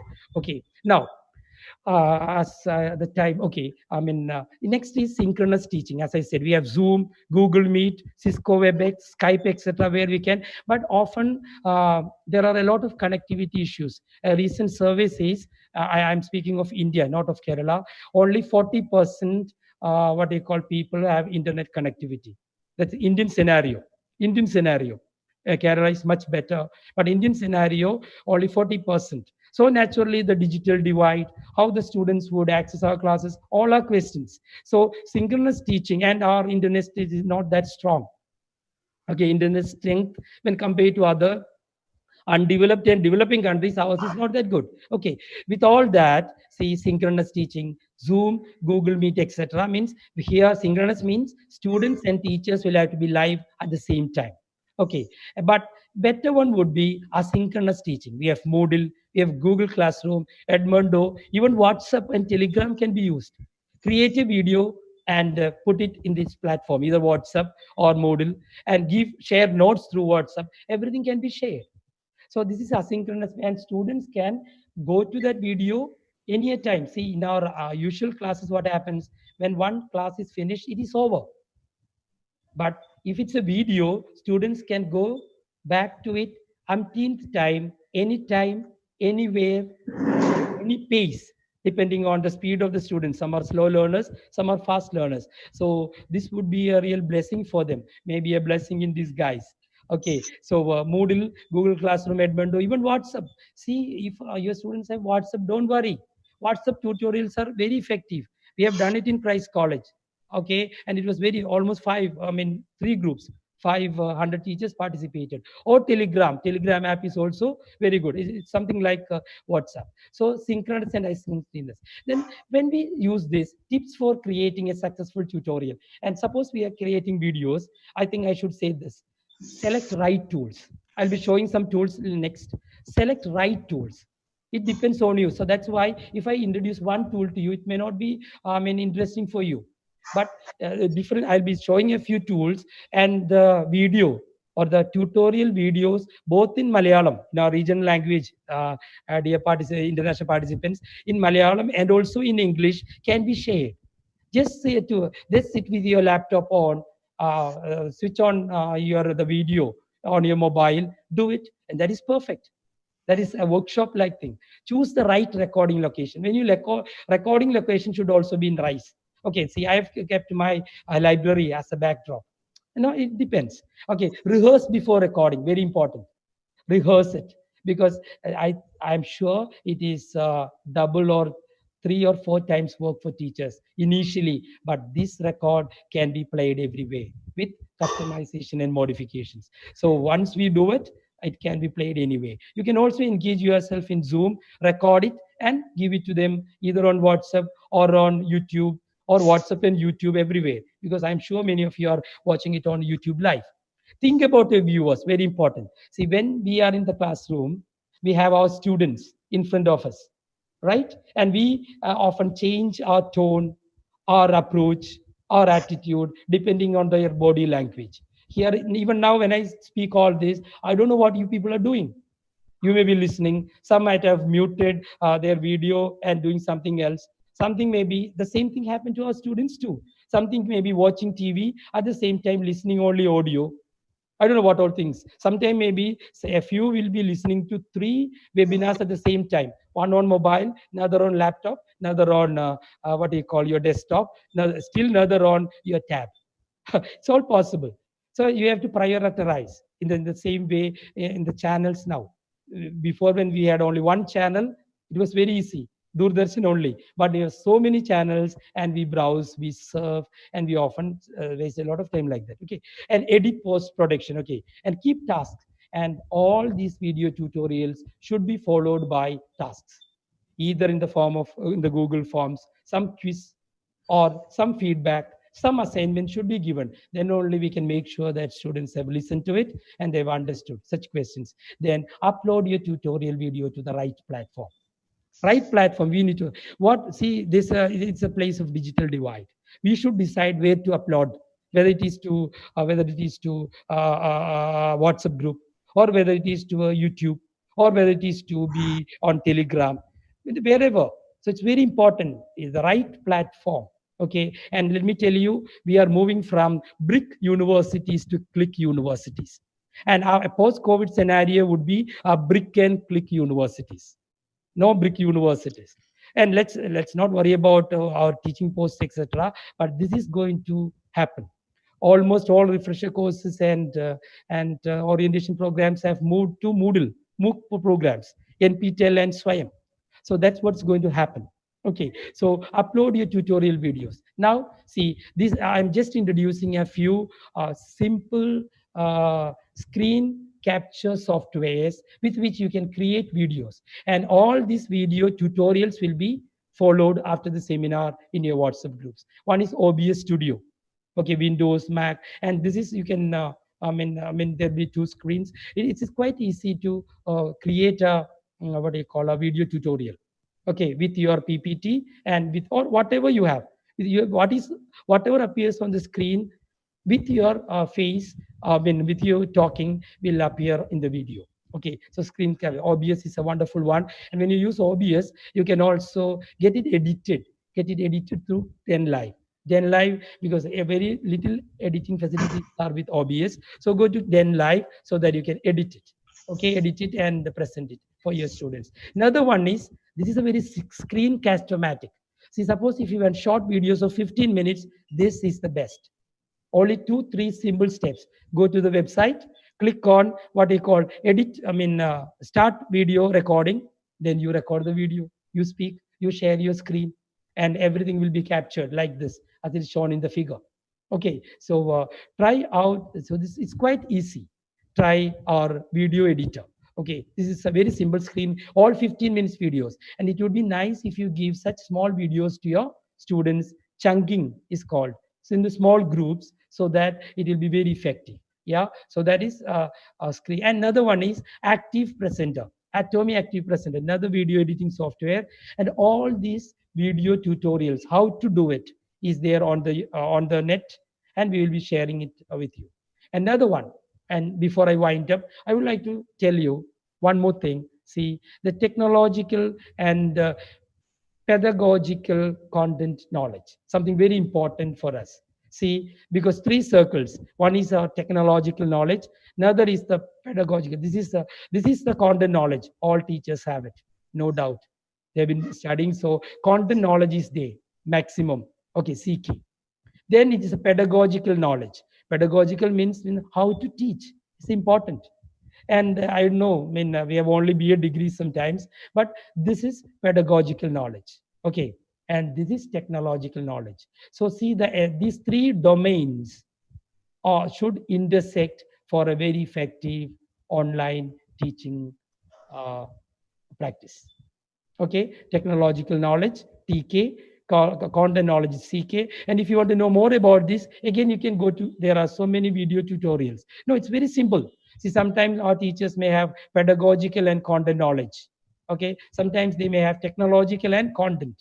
Okay, content is very strong for us, but pedagogical, I don't know. It has to be seen. Then technological, because pedagogy, I think the next presentation is on cybragogy. Okay, pedagogy, how to teach through what I call cyber networks, cybragogy. So naturally, I think Mutmaniha will be telling you mostly about this kind of thing, how to incorporate all this. So there should be a happy blending of all this, a happy blending of all this. Okay, so that we have this center. This is where teachers, technological domain, a content domain, and pedagogical domain come together here, and they can teach very effectively. And don't worry if you don't have that much technological knowledge. See, this is the evolution. See, we are very familiar with Blackboard. We are using it, but now we are here with latest technologies of ICT. And we have miles to go sometimes. For at least some teachers, they have to go miles, but this is a very simple process. Let me tell you, it's a very simple process. And you can sit with your kids if you find it difficult, because even myself, I often sit with my 8-year, not 8-year, 8th-standard daughter. She helps me a lot in doing all this. We may be very good in some softwares, and we don't know anything. And it is the same for even computer teachers, I would say. Okay, because we know, because this is a big ocean of technology, latest technologies, where we are trying to understand what we want and what we can, use effectively in our classroom. So when I was again asked by one teacher, whether, and not one teacher, in many seminars and international conference, I was asked whether teachers will be replaced by technology, ICT. I said no. Teachers can never be replaced by ICT. But let me tell you, teachers who know ICT may replace teachers who don't. I repeat, teachers who know ICT may replace teachers who don't. And let me tell you, don't worry about your technological, what you call knowledge, because successful implementation of ICT in our teaching learning process lies not in hardware or software, but in humanware. And what is this human way? Teachers' ability to plan, design, implement, and evaluate effective pedagogical uses of new technologies, new available technologies. We cannot have all technologies. So use available technologies and reach your students, because teaching is often said to be reaching. Teaching is always reaching students. Now we have to depend on these latest technologies to reach our students. Maybe in post-COVID scenario, we'll have to use these same technologies to reach them, because they won't be available much to them. They'll be available maybe where we used to give them 5-day classes, they'll be available maybe for 2 days minimum, for discussions, for clarifications, for interactions, not for course delivery. Course delivery may become 100% through online platforms. Okay, so the successful implementation, I repeat, it's human way that matters, nothing else. Okay, I think I've exceeded my time. So thank you very much. Happy teaching. Thank you very much. I think the host should join now, because since I went a bit long, I don't know. Sorry. Okay. Because one or two of my own co-presenters have said that they won't be going long. That's it. So that's why I took a bit of time. See, happy teaching, so everyone. Hello. Hello. Yes, sir. Okay. Hello, See, sir. hi, Yes. ma'am. I'm winding up. Okay. Okay, okay, sir. Thank you. Thank you. And Mutmaniha is ready, it seems. Okay. Right. Thank you so much, sir, I'm ready. for the valuable information that you have shared at this particular point of time.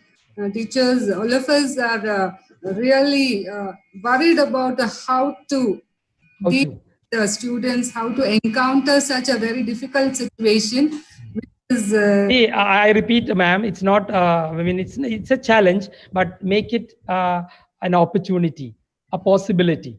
I think. I mean, that should be first thing. That's why I talked on that much on that, because tools are available. It is plenty everywhere. Anyone can access it. A lot of courses are going on about tools, but how to is a big question often to us. Okay. Yes, ma'am. Thank you. yes, definitely, definitely. So thank you so much, sir. Yes. Yes. We shall move on to the next resource person, Dr. Mutmainna. She Yes. is an education expert at the education faculty of Asyariah Mandar University, West Sulawesi, Indonesia. She is an expert of research and development of ELT, materials and literature. Her doctoral degree is in English language teaching. Her books product are English Cookies, English language teaching, literary works based, and literary manual instruction for English lecture in higher education. She is developing literature as English language teaching by using Azure model, integrated Gagne, she was the chairman of language department of education faculty. She is a member of association for the teaching of English as a foreign language in Indonesia. Teflon, her interest area of development, material and cybergogging. Welcome you, ma'am. Welcome you to this wonderful online conference. And we are happy to hear from you. Thank you. Hello, do you hear me? Yes, ma'am. We can hear you. Okay. Bismillahirrahmanirrahim. Assalamualaikum warahmatullahi wabarakatuh. And good afternoon, everyone. I think all of time in India and in Indonesia noon at now. And then I'm delightful and happy to be here. This conference, international conference webinar. Thanks to all of the team, Parames Chem, Little Flower College at Guruvayoor. My Excellency, I'm very thank you for the all of the panelists today, speaker, Mr. Andi Asrifan, Dr. Virgis, and then the last Mr. Parasan, and all of the organized committee, Dr. Esther Mani, Dr. Justin, Dr. Rose, Julie, and Hitna Paulson. Thanks to make this event come true. So I will share the content. I will share the topic about. Hello. Yes, Let's yes, you can share hear. my content. Yeah. Yes. Okay. Wait. Share the screen. Okay, fine. Yes. Wait. Yeah, fine. Fine. You see that? Yes. So, I will be share to you about the cybergogy engage student learning online. So most of the material have been introduced from the two panelists, from Mr. Andy about the blended learning, Dr. Virgis about the ICT. I think this is a very excellent and very amazing material. So let's have a look our menu today. Today's menu, we will discuss and share about cybergogy, instructional design, and max learning fun. So what is the cybergogy? Mr. Varghese have tell us about the cybergogy a little bit, and then instructional design. When Mr. Andy tell us about the blended, how to bring our classroom implementation and apply our classroom into the blended, and in here how to design our instructional into online environment, and the last how to make learning fun. Let's begin. Let's have a look here. How do you feel about the new normal? How fast is the information today? During the COVID-19, we are in the new normal condition. All of the activities, our class activities, we bring from face-to-face into the virtual classroom. This is new condition, this is new trend, and this is change our habit and our culture in teaching and learning process. We must adapt with this condition, with these new trends. So how to cover this condition? We must back to the educational taxonomy. There are pedagogy and pedagogy. You must see here, there are actually there are 5 gogi. The first, pedagogy, this is the art of teaching. Andragogy, this is the self-directive learning. And then pedagogy is self-determined learning. So, pedagogy, this is peer learning, is an educational practice in which students interact with other students to achieve educational goals. Mr. Andy and Mr. Varghese have telling to us about the 21st century skill, communication, collaboration, critical thinking, create, and innovation. So cybergogy, what is the cybergogy? Cybergogy, this is the learner thinking, behavior, and deeply connected to the culture of computer technology and the internet. In my mind, cybergogy, this is the combination, the cover all of gogi into the classroom. So how the models of cybergogy bring into the classroom? This is the model. There are 3 domains of cybergogy to engage learning environment: cognitive factor, social factor, emotive factor. The cognitive factor here, there are fear, knowledge or experience, achievement goals, learning activity, cognitive and learning style. And then social factor, this is they are personal attribute, context, community, and communication. I mean here collaboration, teamwork, and then interaction is related to pedagogy. And the last, emotive factor. Why emotive factors very important here? To engage our learning by online environment. This is we refer to the feeling of self, feeling of community, feeling of learning atmosphere, and feeling of a learning process. So here we are, social present visibility. Presenting oneself as a real person in virtual learning environment. Actually, when we move, when we transformation our classroom from face to face into the virtual learning environment, we need the student presenting oneself as a real person. So, I mean here, when I see this is the screen and I'm not looking your face, I see you are not a real person with us today. Most of here, the audience attending this webinar, attending this international webinar. I'm not see your face. I'm not see you.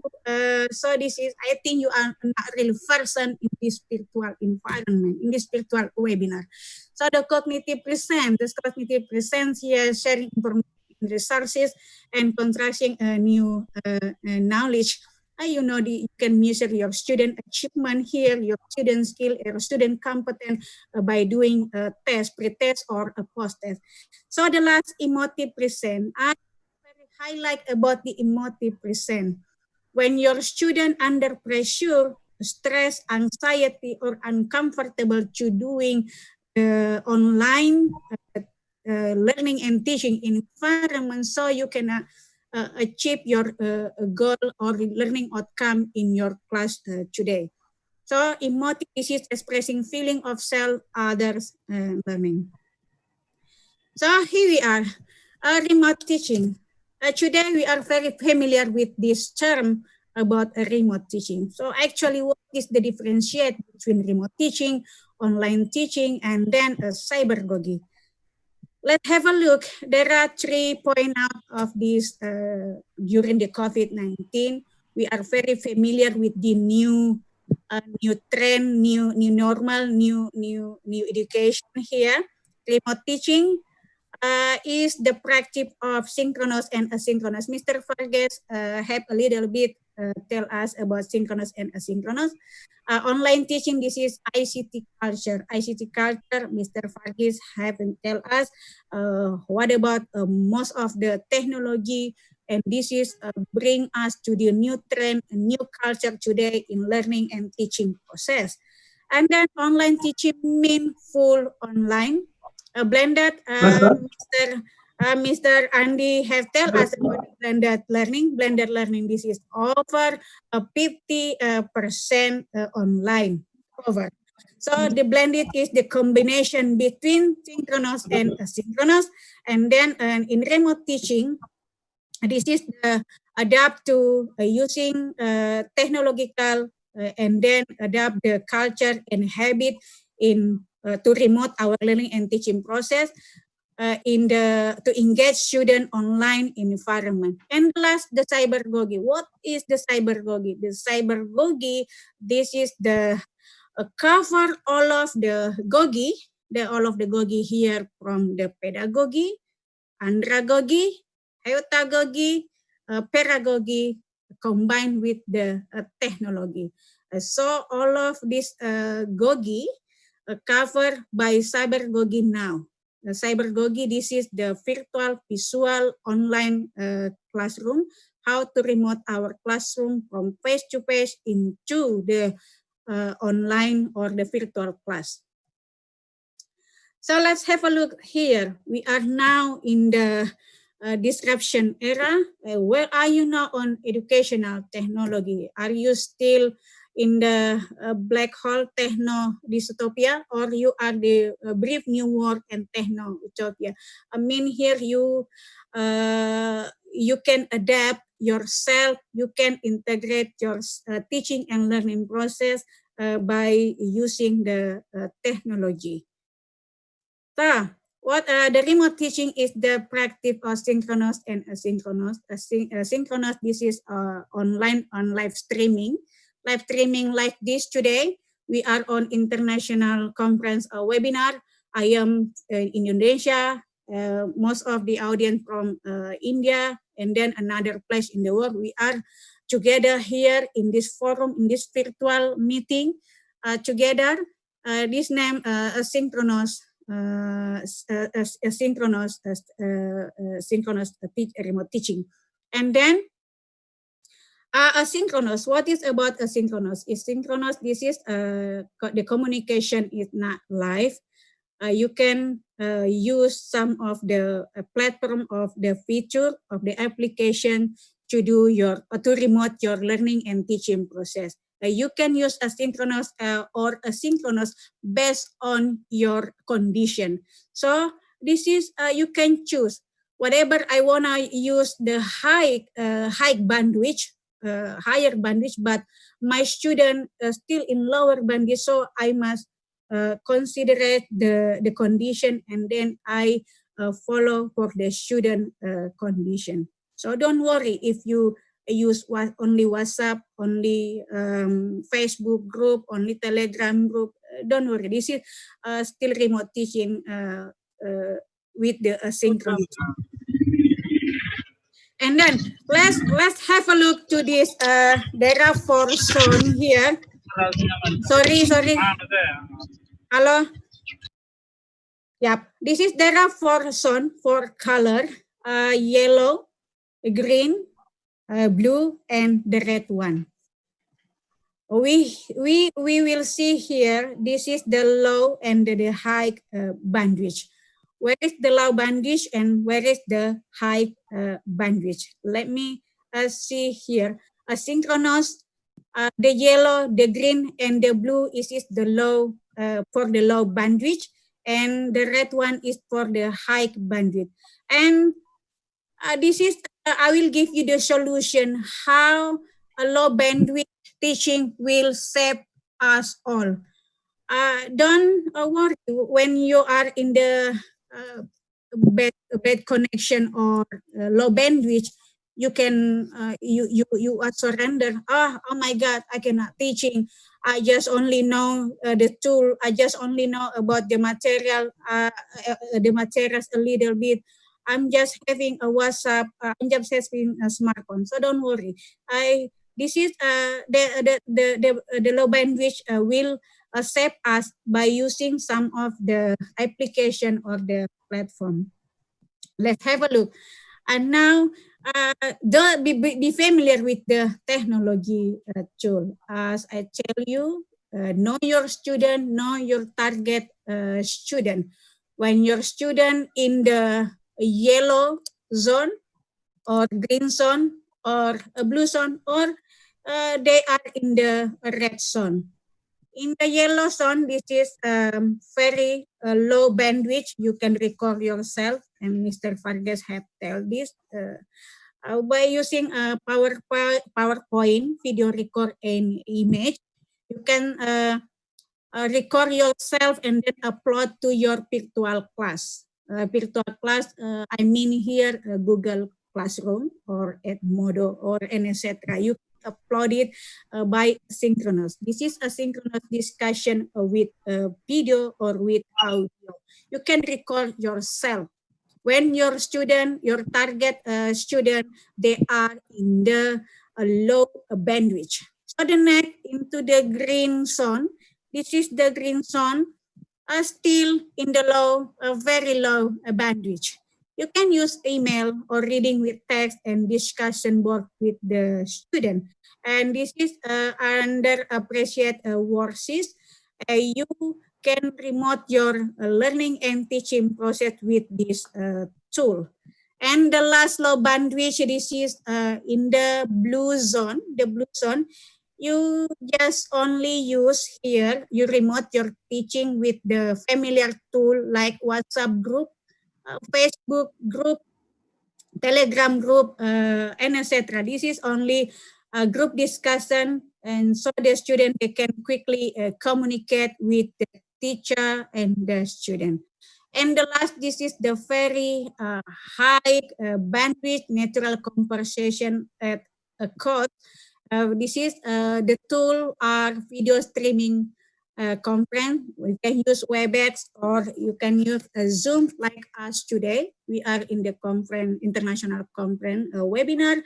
This is situation synchronous. We remote our meeting today with synchronous and then with the high or very high bandwidth. Now, so Mr. Andi Astrifan have telling to us about blended learning. Mr. Virgis about the most of the tool of the technology ICT. So how to drive, how to manage our classroom by using all of the tool or the technology. So let me try give you some suggestion to design your instructional based on the cybergogy to engage student online environment. Let's have a look here. We to the developing our materials, our resource learning, we use a model here, namely Assure. Assure, this is the acronym. And after you design your material, you develop in your material, you get your product. The product means here your syllabus, your activities, you choose your model, you choose your familiar technology, and then drive to apply and then implementation in the classroom by using Gagne 9-event instruction. So we setting our online classroom or our virtual classroom with Gagne 9-event instruction. This is how to engage student learning by online environment or to teaching and learning synchronous or asynchronous. Now, what about you? Your feeling today about remote teaching? Have you doing the remote teaching so far? What about the remote teaching here? There are you must imbue your nutrition with online vitamin. Online vitamins mean the bandwidth, the tool, the technology, and then the material. So drive your virtual classroom design. Your design, you need you know your student need, and then you know your student target. And then the classroom process, you are teaching, learning, you remote your teaching and learning process in online or blended or use or practice synchronous or asynchronous. And then the classroom output, this is to know the student competence, the student performance, and the last, the evaluation of the activity in 1 week or 1 semester. So this is the model to developing our materials before we enter to the activity, before you start your class, before you design your virtual classroom. So here we are, the model, Assure. This design activity, the analyzing learner here, there are 1, 2, 3, there are six components to analyzing learner need. So discover with the component, know your audience, identify your student target with the ABC formula. What is ABC formula? They are audience, know your audience, who is your audience, and behavior, condition. What about your university condition? What about your supporting technology, bandwidth supporting?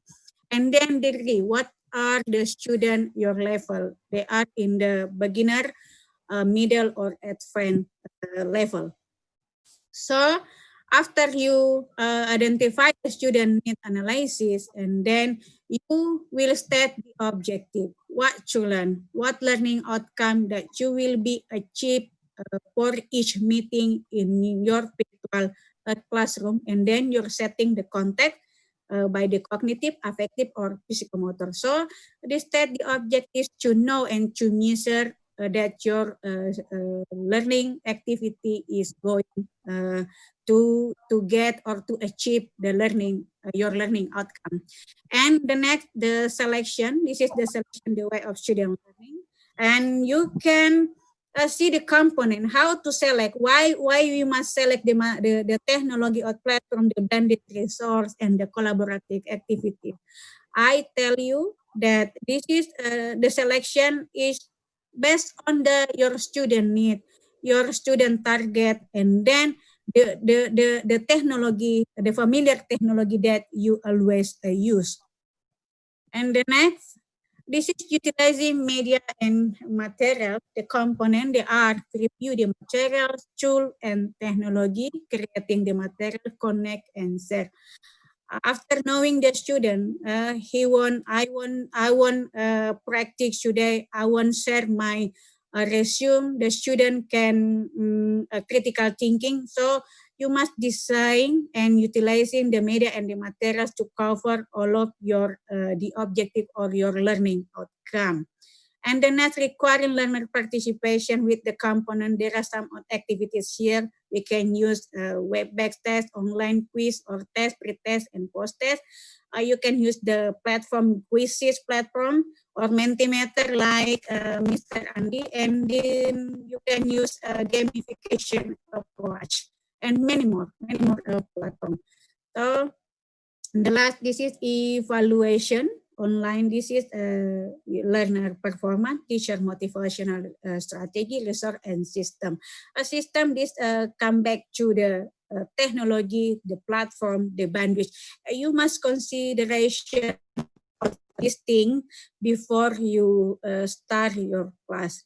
You must plan what kind of the good technology, what kind of the familiar platform, the familiar technology between you and your student. And then how to get fun online. Here we are, Ganye 9th event interaction. To design our activity, to design our classroom, our online classroom, we use here Ganye 9 event interaction, and there are gaining attention, informing objective or objective, recalling previous knowledge. This is the pre-instructional phase. So what we will do when we need a student to gaining student attention. For example, at the beginning this webinar, international webinar, Mr. Andy joining the participant with Mentimeter, with questionnaire, a little bit quick question, quick and answer to predict the topic or the material, and then introduce your new topic or new information. So this is gaining attention for the participant or for the student. So informing objective. You can tell for your student or your target student about the learning outcome, what to learn, the goal, the specific and competent or skill that you wanna practice for your student for each meeting until one semester. And the last of the pre-instructional phase, this is recalling previous knowledge. Why recalling previous knowledge become the highlight one? Because this is reconnection between previous and new information to know our student, they are understanding the material, the last material, and then connect to materials today. And then you can recalling previous knowledge of your student, asking for your student to giving the summary about the last material, and then giving or giving question and answer.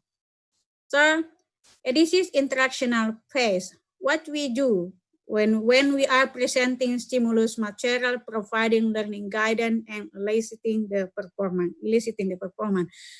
Presenting stimulus, here we are the component, and what you can do, you can help your student, help them to discuss and then analyze the concept of the topic of your subject that you are will going to teach in the virtual classroom.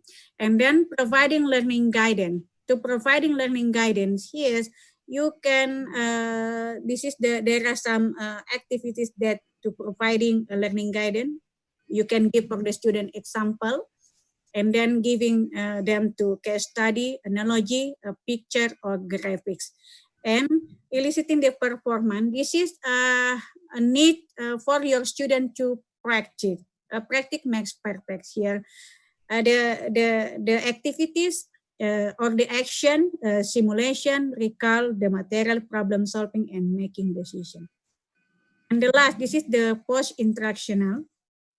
After you giving the material, before you closing your virtual classroom, we need to the providing feedback. The feedback here, confirmation and correction about the material, and then remedial or informative. And then assessing the student performance to know the student about their knowledge. You can give them test, pre or post test. And the last, this is enhancing retention and transfer. You can ask your student to collaborate to predict giving hypothesis and the solution. If you the collaboration to presenting in the classroom about the concept or the subject that you or the topic that you have been teaching. And now, during the COVID-19, are you facing the challenge? Myself, yeah. We have so many facing the challenge with the new normal condition. How to transformation our face-to-face classroom into the virtual classroom. So here are the tips when you are going to plan your classroom by using cybergogy to engage online learning environment. Here we are, the plan. The input, this is the plan. Adapt the objective of the lesson. You know your target student, you know their age, their need, and their interest. And then get teaching a point start the class, minimize distraction, and you have a contract with your student. The contract, they are rule, roles, and routine. Why we need rule, roles, and routine? Like today, we are in the conference webinar, and then I'm not see the audience face. This is we must agree with the contract before that when we are attending this webinar, you are the real person today, not your picture, not your emoji, or not your avatar. I need your real. I see here Ma'am Julie, so he is the real person today. This is for example. So you must having a contract with your student before you start your learning and teaching with the online environment. So the next, the process, what we should do when we are going to teaching to drive our learning and teaching process by online. I mean here, we have faced many challenges. In my side, when I teaching by using the high bandwidth, Zoom or WebEx, most of the students they are uncomfortable. Why they are comfortable? Because firstly, the bandwidth. We have the problem with the bandwidth. So how to overcome with the bandwidth? Show you ownership of the class, communication effectively in the class, have a good view, and then you must available of online offline or online resource already. Use gesture, smile, eyes contact, and not sit all the time. But today we are a speaker, most of sit down.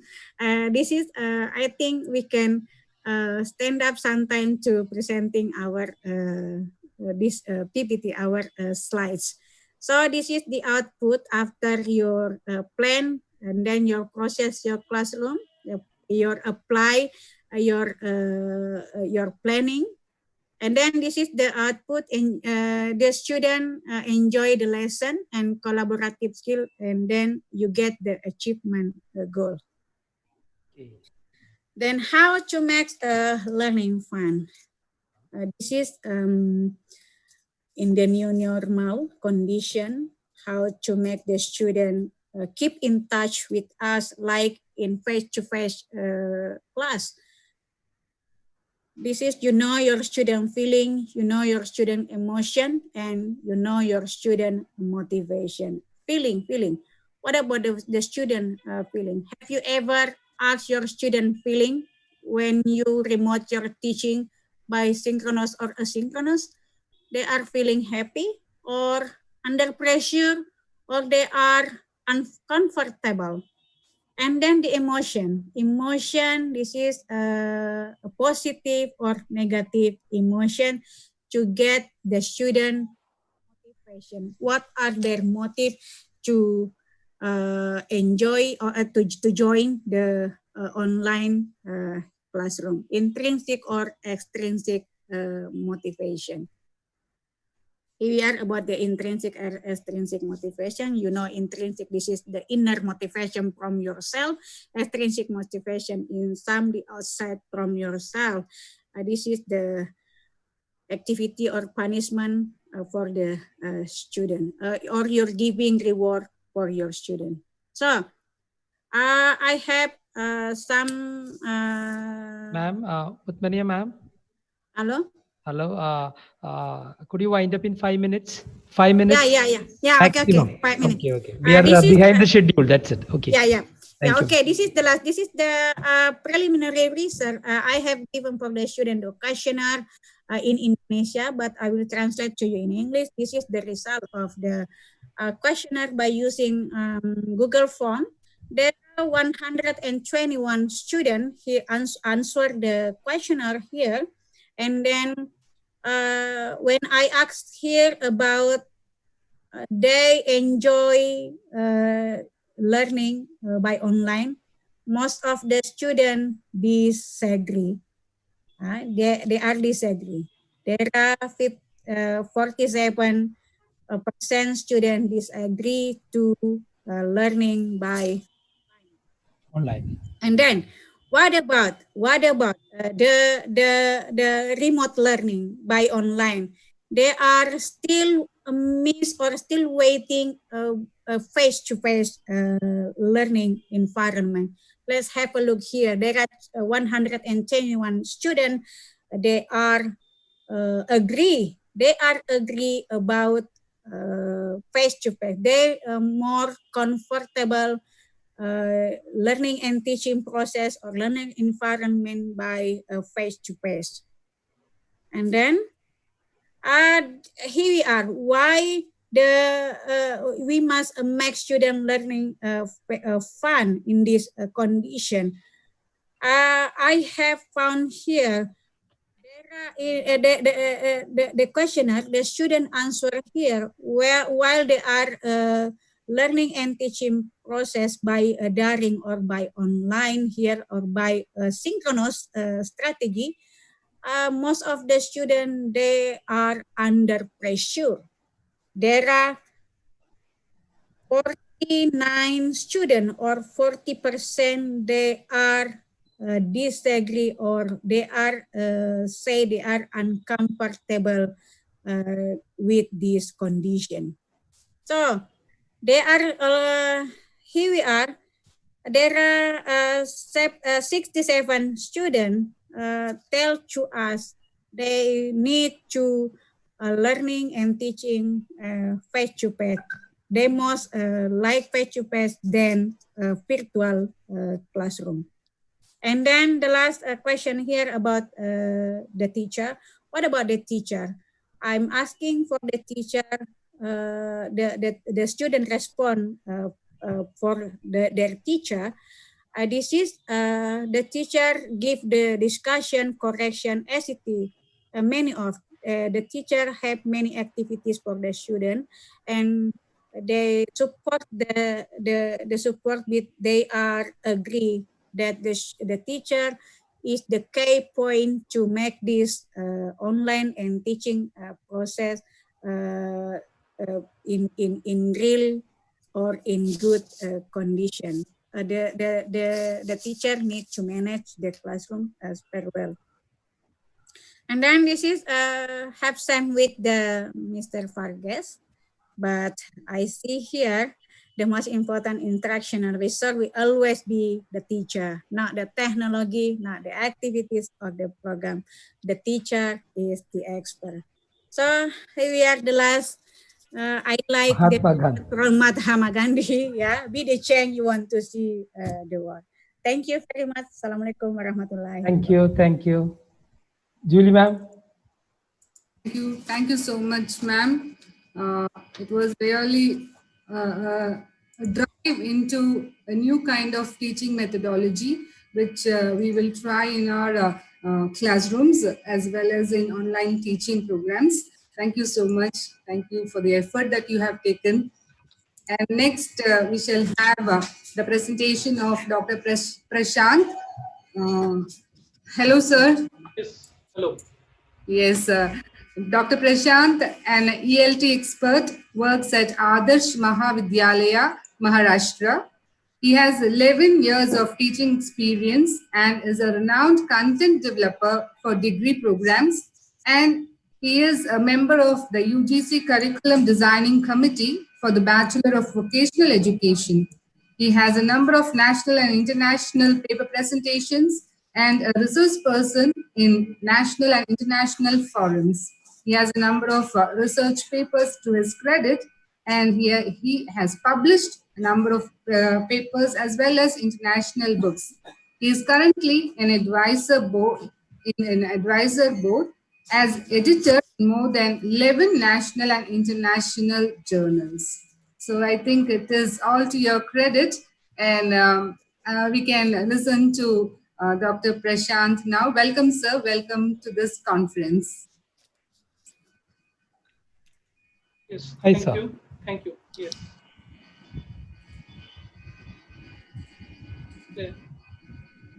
We can say good morning, one and all. Honorable Principal Dr. Valsa ma'am, coordinators Julie Dominic ma'am, Dr. Esther Mani ma'am, coordinators of other subjects, internationally acclaimed academicians who shared their knowledge, Dr. Andy Ashrifan, Honorable Dr. Kj Virgis, Dr. Muthimana ma'am, and dear participants.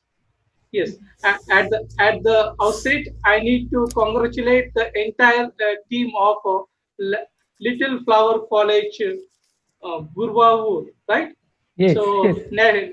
nationally accredited by NAC with A grade college for two basic reasons. First, for organizing one-day international webinars on expanding strategies of teaching, learning with a digital proficiency under UGC NAC permanent scheme on 28th May 2020, which I think is the need of an hour, rightly said by Dr. Kj Virgis sir, uh, in the present globalized COVID-19 situation. And second, for inviting internationally acclaimed academicians like Dr. Andy Ashifan, Dr. Kj Virgis sir, Dr. Muthi Nathan ma'am, who have delivered their talks on very effectively, efficiently on blended learning, ICT enabled education, and cyberology. So speaking after internationally acclaimed speakers like them is a very big challenge. So since I am delivering at last, I hope so I won't make participants drowsy. So moreover, I have only 30 minutes in my hand. So I won't go in details about all digital tools for effective teaching. In today's age, technology is literally everywhere. The kids adopt it more than anywhere else. Unlike teachers, students are being raised in a digital world. For students of all ages, it is absolutely natural to use technology in every aspects of their lives. This is why digital tools in classrooms are becoming more and more central. Traditional methods for teaching are already going through a transformation to adapt to the needs of 21st century students and to enhance the professional uh, practice of teachers. Due to COVID-19, the digital future is literally happening now. Using technology for education purpose students' curiosity, boosts their engagement, and leads to better learning and comprehension. These factors are a priority for every effective teacher, and today they can be easily achieved by using digital tools in classroom. There are several digital tools, as I have already mentioned, for effective teaching, like Edimodo, Socrative, ThingLink, Ed, and Byju's, and so many tools. Out of which today I am going to deal with Google Form only. Let me change my slide. Okay. So Google Form is a web-based application, which means you don't have to install any software on your computer. The documents are stored on Google Drive. No needs to files transfer. Gathering information and keeping it organized is just one way Google Form can help. It's no secret that Google uh, applications make teachers' work easier and more effective. The latest version of Google Forms, for instance, can not only simplify administrative tasks but also give teachers new outlets for connecting with parents and students. Google Forms users can now view responses as they are submitted, insert videos, images into survey questions, create multiple choice grades that prevent respondents from selecting the same column twice, publish forms with pre-filled responses, we can say. So first, this is first part of my talk will deals with all these things, theoretical parts, and practically, if the time permits, I will definitely demonstrate without saying anything, because I am already going to say each and everything at the initial level, but I will demonstrate it how to form Google Form. So uh, first you need to go to www.google.com and click Gmail at the top of the page. Everyone should need to have the Gmail account to frame Google Form. In the next page, click Create an account. Enter in the required details, setup details. Once you have successfully created your Google account, click on Drive, okay, towards the top of the page to access your Drive suite of official tools. There are so many tools available at the top. Or if you have the already Google Form, there is a sorry Google, Gmail account. You can also open your Google Drive page, click New, uh, and click More. Then you will find the Google Form link is there.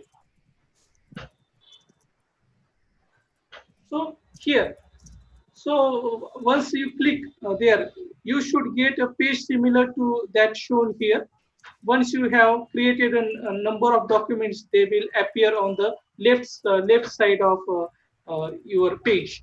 And so you need to click more button, then you will have the option of Google Form.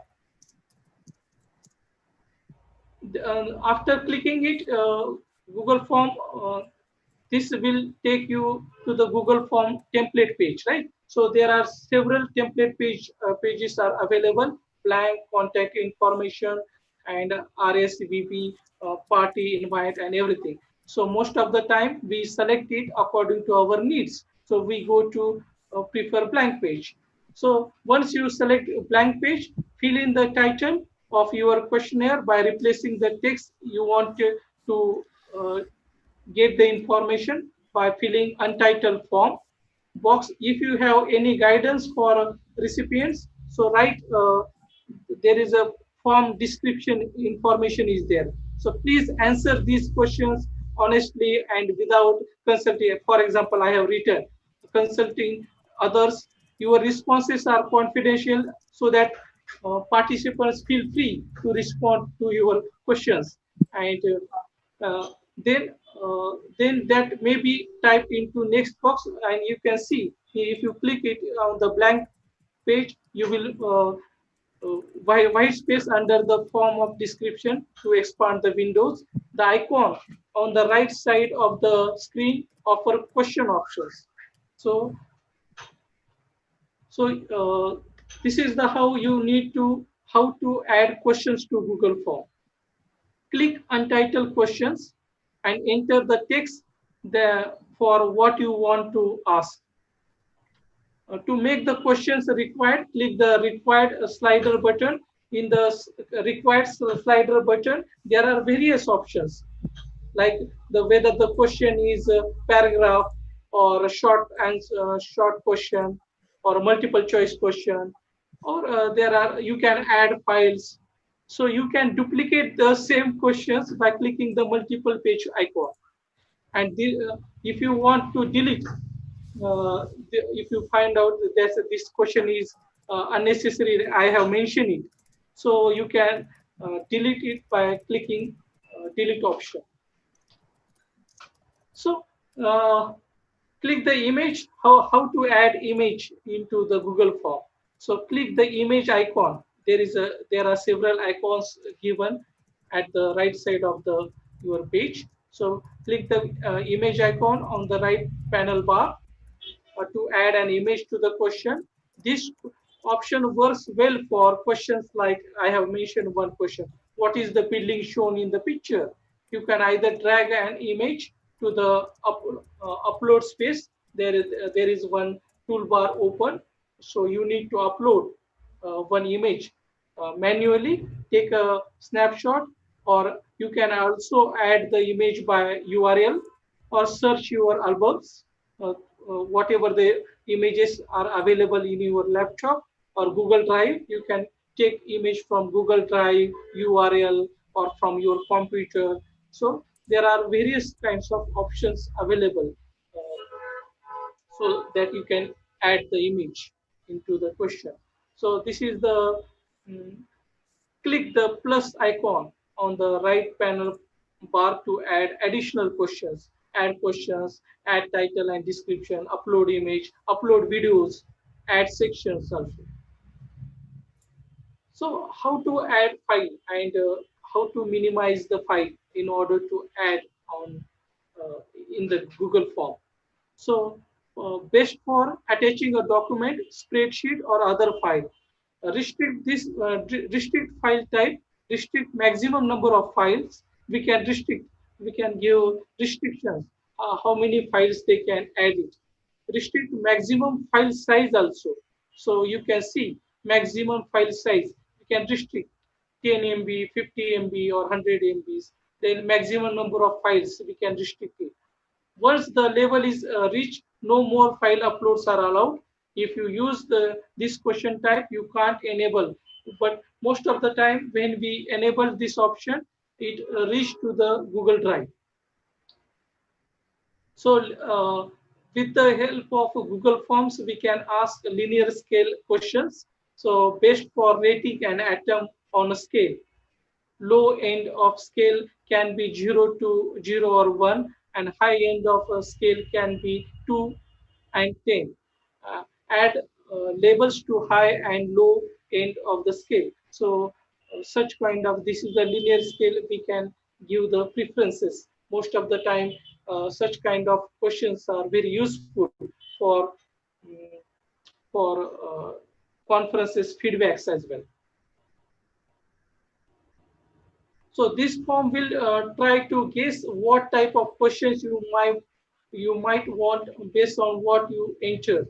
So once you enter, there are options given: short answers, paragraph, multiple choice questions, then check boxes, drop down, file upload, linear scales, and you can give date and time schedule as well. So click on the answer key. So now teachers can give marks whenever they frame questions for the students. So click on the answer key. It is given here. So answer key, a link that appears at the bottom of each question. It is automatically, but for that we need to go to the setting option and enable answer key. The answer key format varies by question type. So select and enter the correct answer for the question. You can have multiple correct answers for each question. And so I will demonstrate it when I am uh, creating one form for you. Choose the feedback message text for correct answer. You need to give the correct option there. Then when the students give uh, correct answer, then they will get automatically 1 mark for each. For example, add a link of a website that has the correct answer if the submitted answer was wrong, and there we can give a celebrated GIF. So if it was right, and so they can be motivated. So click on the settings icon, click quiz. So what I said, you need to enable in the all these options to mark this is a quiz. Then and then only this previous option, answer key option, will appear on the page. Before submitting to the students, you can preview. After you have created the form, you can click on the eye icon. It is displayed here. So eye icon near the top of the form to see a preview of the form recipients will see. So before sending it, you need to preview by yourself and modify it according to that. So this is my theoretical part.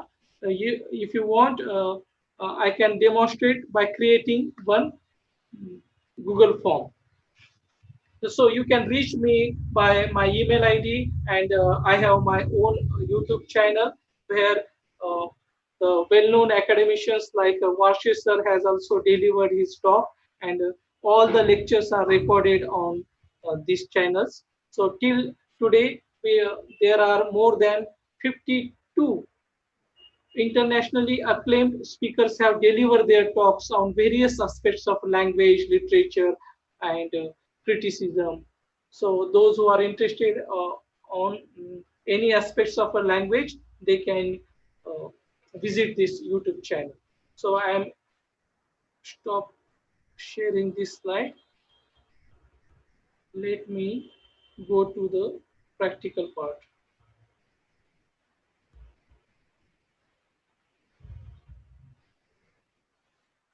Is my screen share visible, ma'am? Yes, sir, yes. It's Okay. visible. Yes, it's visible. It's visible. Okay. Wait a minute. Huh? So as I have already said, first you need to type here. If you have the already Google account, then you need to click here. Then you have the drive option.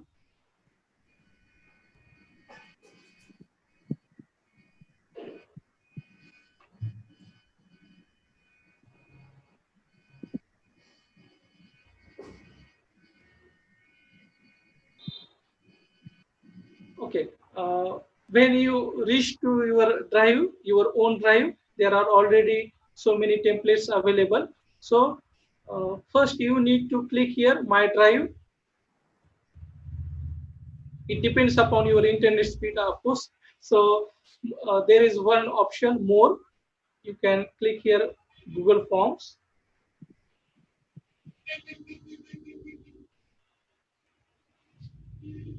In order to save time, I have already typed few things for you. So I'm just copying and pasting here, nothing else. So first you need to give the title, where look at Little Flower College. Now, if you want to add any information related to, okay, before that, ma'am, even Julie ma'am can give all the participant certification by filling this form. So for that, you need to certify. There is one option is there, certify. So enable certify in the quiz.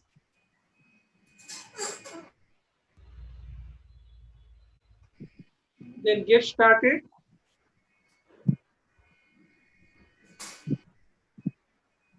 without taking much efforts. If you create this form, you can send it to, then the automatic generated certifications will appear here.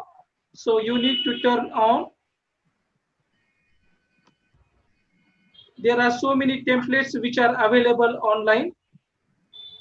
Let it be first. Okay, so there are so many templates which are available here, but instead of that I can choose manually. As I already mentioned that I run one Langlish online lecture series. So for that, so many people ask to me about certificate.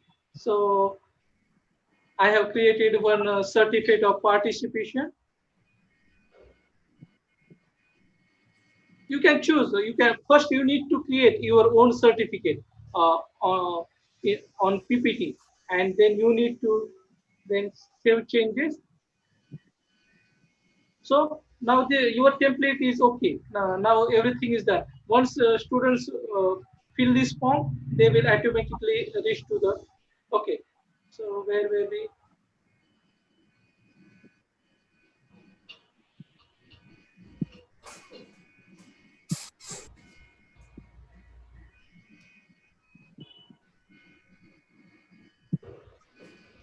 Okay. Anyway,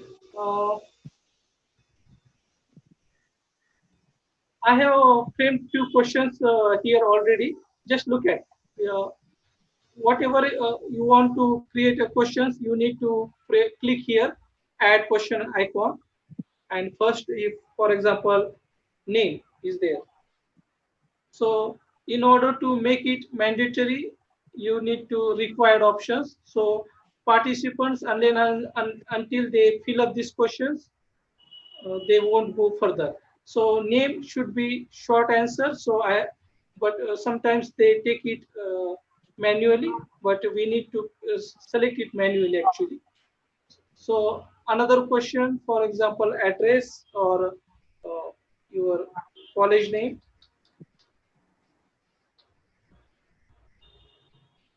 This one is also short answer, so make it mandatory.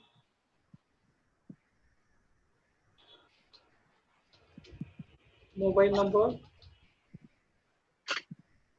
So even this one is mandatory, short answer. Number, and it Google form automatically take numbers and other things. Then email.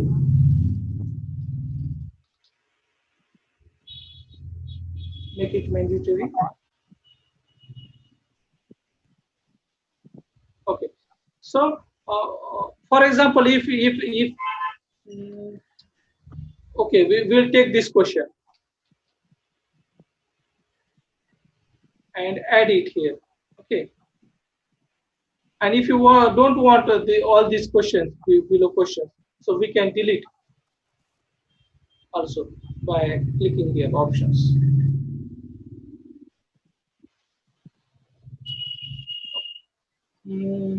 Okay, we'll add one more questions here.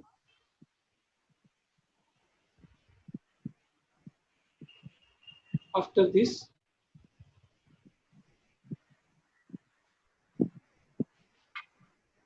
which is Dr. Kj Virgis' favorite color?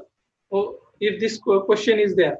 So there are several options. We can write it red, then we can write blue,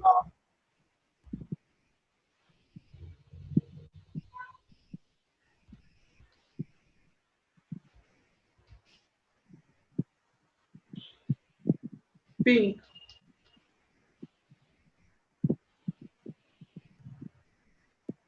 black. Okay, and now if the teachers wants to give marks, if sir, are you there, sir? Varshi, sir, which is your favorite color? Yes, mine is red, sir. Red. Okay. Mine is red. So, red. Yeah. So, sir, if the sir wants to give marks for it, then he needs to click here option red and do this procedure.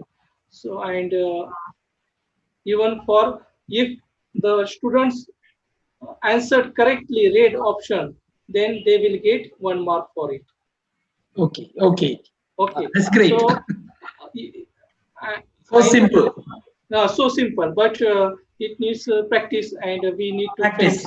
yes, Yes. and required option is very much necessary. Yes. Yes. And if you want to add, so the question which I have asked, and if you want to add one image, how this describe the picture. So you can take the picture from camera, URL from uh, google.com, photos if you have in the Google Drive or in your computer, you can browse it from there and upload here. So all in all, what I want to say, I want to stop first.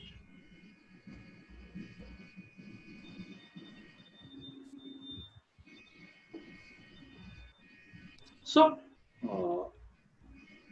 Google Forms is an important tool a teacher can use to create, edit, and share surveys, forms, and quiz.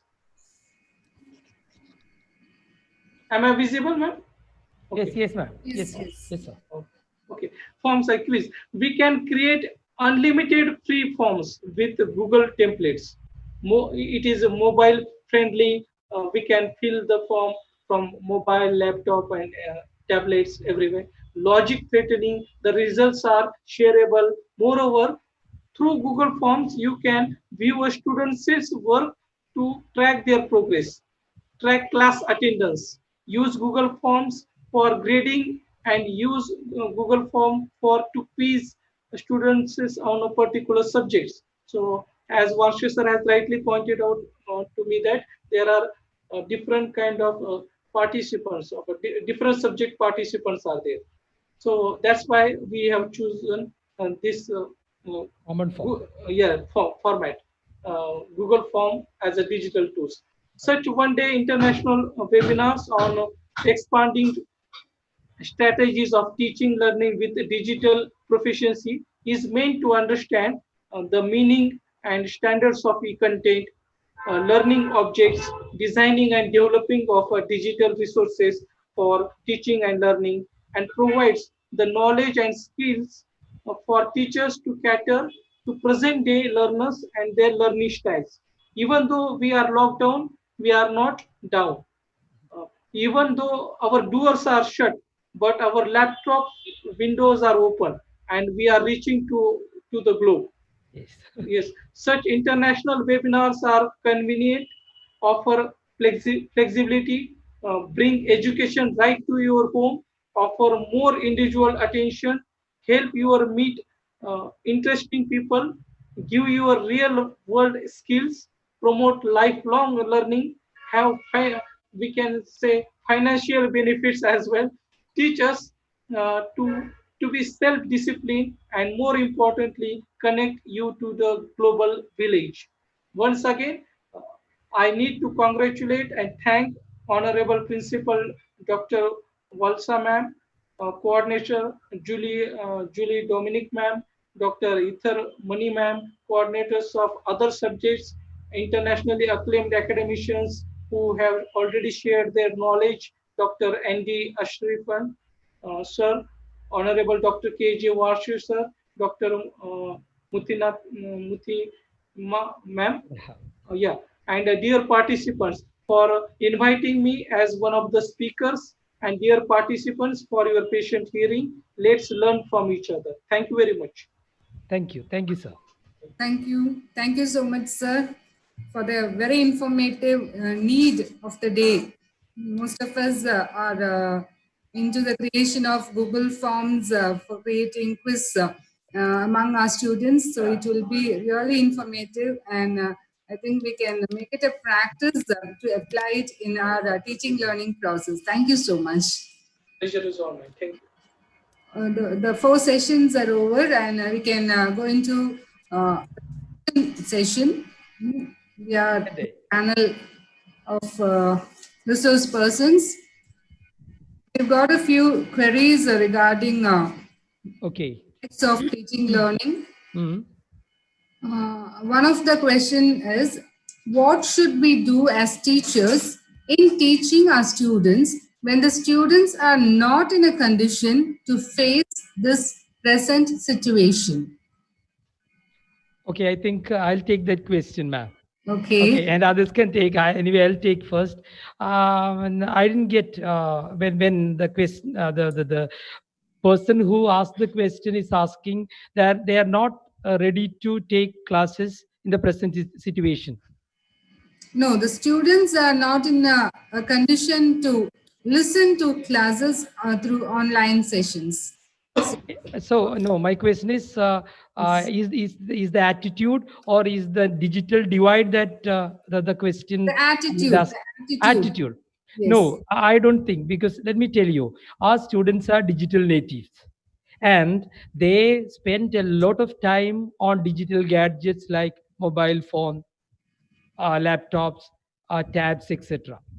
But of course, they use it for fun, for gaming, for gamification and the gaming activities. Okay, so slowly, but they love these gadgets maybe better than our teachers. Okay, they love these gadgets better than teachers. So naturally, if they give them class, because I've seen people studying, my son, my daughter, they are, I mean, and of course, they may mute the video, they may mute the sound, they may be lying down and listening, because another international webinar, when I saw, many of the participants were outside. Okay, I mean, in the sun, somewhere under the tree, but listening. Okay, so I don't think our students are. That's I think that's our attitude, that our students are not ready. And regarding the digital divide, I'm not sure. Okay, they may be students. Okay, poor students who cannot afford. For them, we will go for asynchronous mode. I'm sure that a family will be having at least a single cell phone with them, in smart cell phone. It's enough we put our videos into those cell phones. They'll study from that. And the asynchronous mode, delayed mode is better often, because they can, of course, they can come to the video and learn again and again. See, now Prakash sir's presentation was very good on Google Forms. But I don't know, with one time listening to him may not, because we may have our own doubts when we proceed to do it. So why not have the video and keep it on one side, and you work on the other laptop. You have it on your mobile and work on laptop. So naturally, I mean, it's complete learning. Even the classes that we give in our classrooms, it is once the class is over, it is the whole thing is lost. It is not recorded. But here we record everything. We have it for the reference for the students. So I don't think that students, maybe initially, I mean, they may find it difficult, but I think they learn it better than us quickly. That's what I hear. Others can also respond to that question. What do you say, Prakash sir? You Prakash? are, yeah, yeah, you are absolutely right, sir. Okay. Uh, it is eagerness to learn the things is more important than anything else, Yeah, and self-knowledge. everyone has the this mobile gadgets with them. So uh, and they are quite familiar with the technology, mobile technology, smartphones. They can easy. There are thousands of applications are available on these Play Store. Applications are available.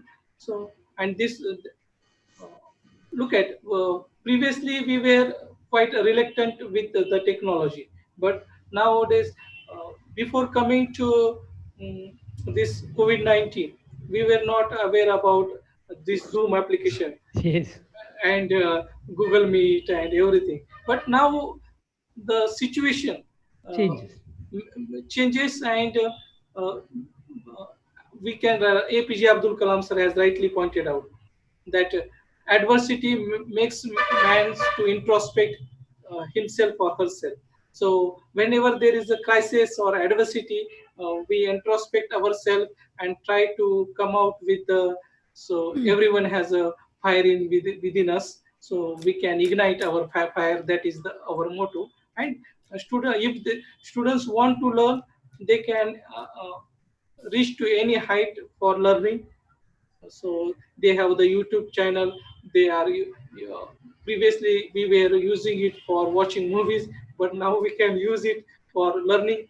So many well-known universities across the world are giving free webinars, free access to their libraries, so they can learn it from there. And so we can say that they need to pay certain amount of everyone has the internet package with themselves, so they can utilize it for their own development. That is my take on this question.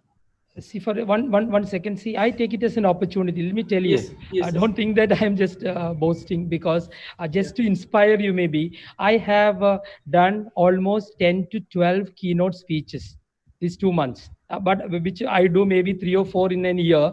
Now I Yes, have yes, done 10 to 12, 2 or 3 are waiting. yes, And another one is I've collected at least 50 to 60 certificates. yes, Okay, 50 to 60 certificates attending international webinars of, people whom I thought I could never interact with. One example is David Crystal. Okay, yes, I thought I could never interact because I started my PhD reading his book, Global Englishes. I never thought I could meet him, I could interact with him. But on a webinar, I think it's by Oxford University, I could interact with him. I could ask a few questions which he answered. I'm yes. happy.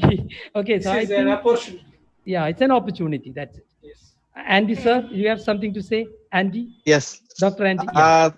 Okay. Thank you so much for the opportunity. I will try to answer the two questions from the participant.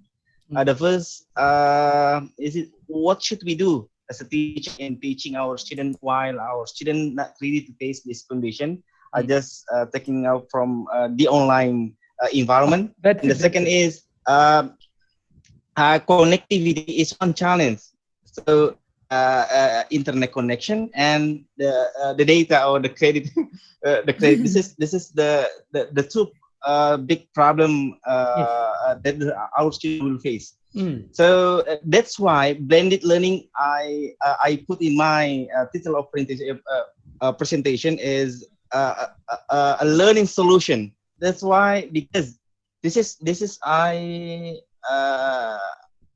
give you the picture where the online in the we have a 5 stage here. In online we give the problem orientation about the objective of our class and so on.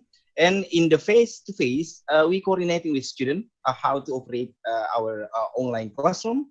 And then in the third stage, guide individual or group investigation, how to for example, make the tasks or assignment group of individual, and then after that, somebody or cannot or face these challenges, I think we still can evaluate or assess our students through face to face. That's why blended learning, I think, that's one of the solutions in this problem. Okay, the last is this is the complex adaptive blended learning system where the institution, teacher, content, technology, learning support should be make a good coordinating and then support each other. Where the institution, every institution should be have a strategy, service, effort, and support, sure. And teacher, facilitator, as a moderator, advisor, and guide the slide and the content. Also, how to make the material interactive, collaborative learning, individual learning, problem-based learning, and deeper learning. And about the technology, this is just now asynchronous and synchronous, or offline and online, and learning support, academic support, and I think that's all for my presentation. That was My great. response. Sir, you just showed us the possibility, because here you took it from the internet on and see some if a synchronous or asynchronous. And then the online mean here all of fully online, like today we are in the conference webinar, and this is for higher bandwidth and cost much money, and then much of the quota for the student. So be familiar with the tool of the technology. Okay. I suggest you to you and your student, you must have a contract for your classroom. You have a role, you have your role, and then your routine. What you will do for every week? What are your Okay, ma'am. plan? Okay, ma'am. We Yep. understand. See, okay. I think if Dr. Anty or Prakash have something to say, because it's about science teachers. See, the practicals. I think practicals can wait, because we are thinking of a scenario flipped classroom where Okay. we will be giving all theories online and practicals may be done in the lab itself, or else my suggestion are virtual labs. And I've come to some Okay. sites where virtual labs are there, where all scientific experiments can be first done, and then they may get a time, when they come to the college they can repeat it, or they can repeat it there. Okay, they can do it virtually. There are so many experiments, whether it is physics, chemistry, or other experiments. Some Okay. of Okay. them can be, yeah, that's it. Okay, so I think here when they are when the student science, they cannot going to the lab, they can make their own video by project a video. They can use the Yes. visual of the laboratory. They Mhm. can design their laboratory with itself. I mean here the technology is very wide open now. This is the global. How to knock your global the technology. You can use all of. You can Correct. design your virtual classroom. I mean here the for the science student, computer student, they can make the system of or make their own application to apply or to applicable their classroom or their presentation. Even though they have been they cannot going to the laboratory to practice, you can make your video record like Okay. in the yellow Yeah, you said color, yeah, low tech, in the low tech, yellow color, low yeah. tech, This is the low tech.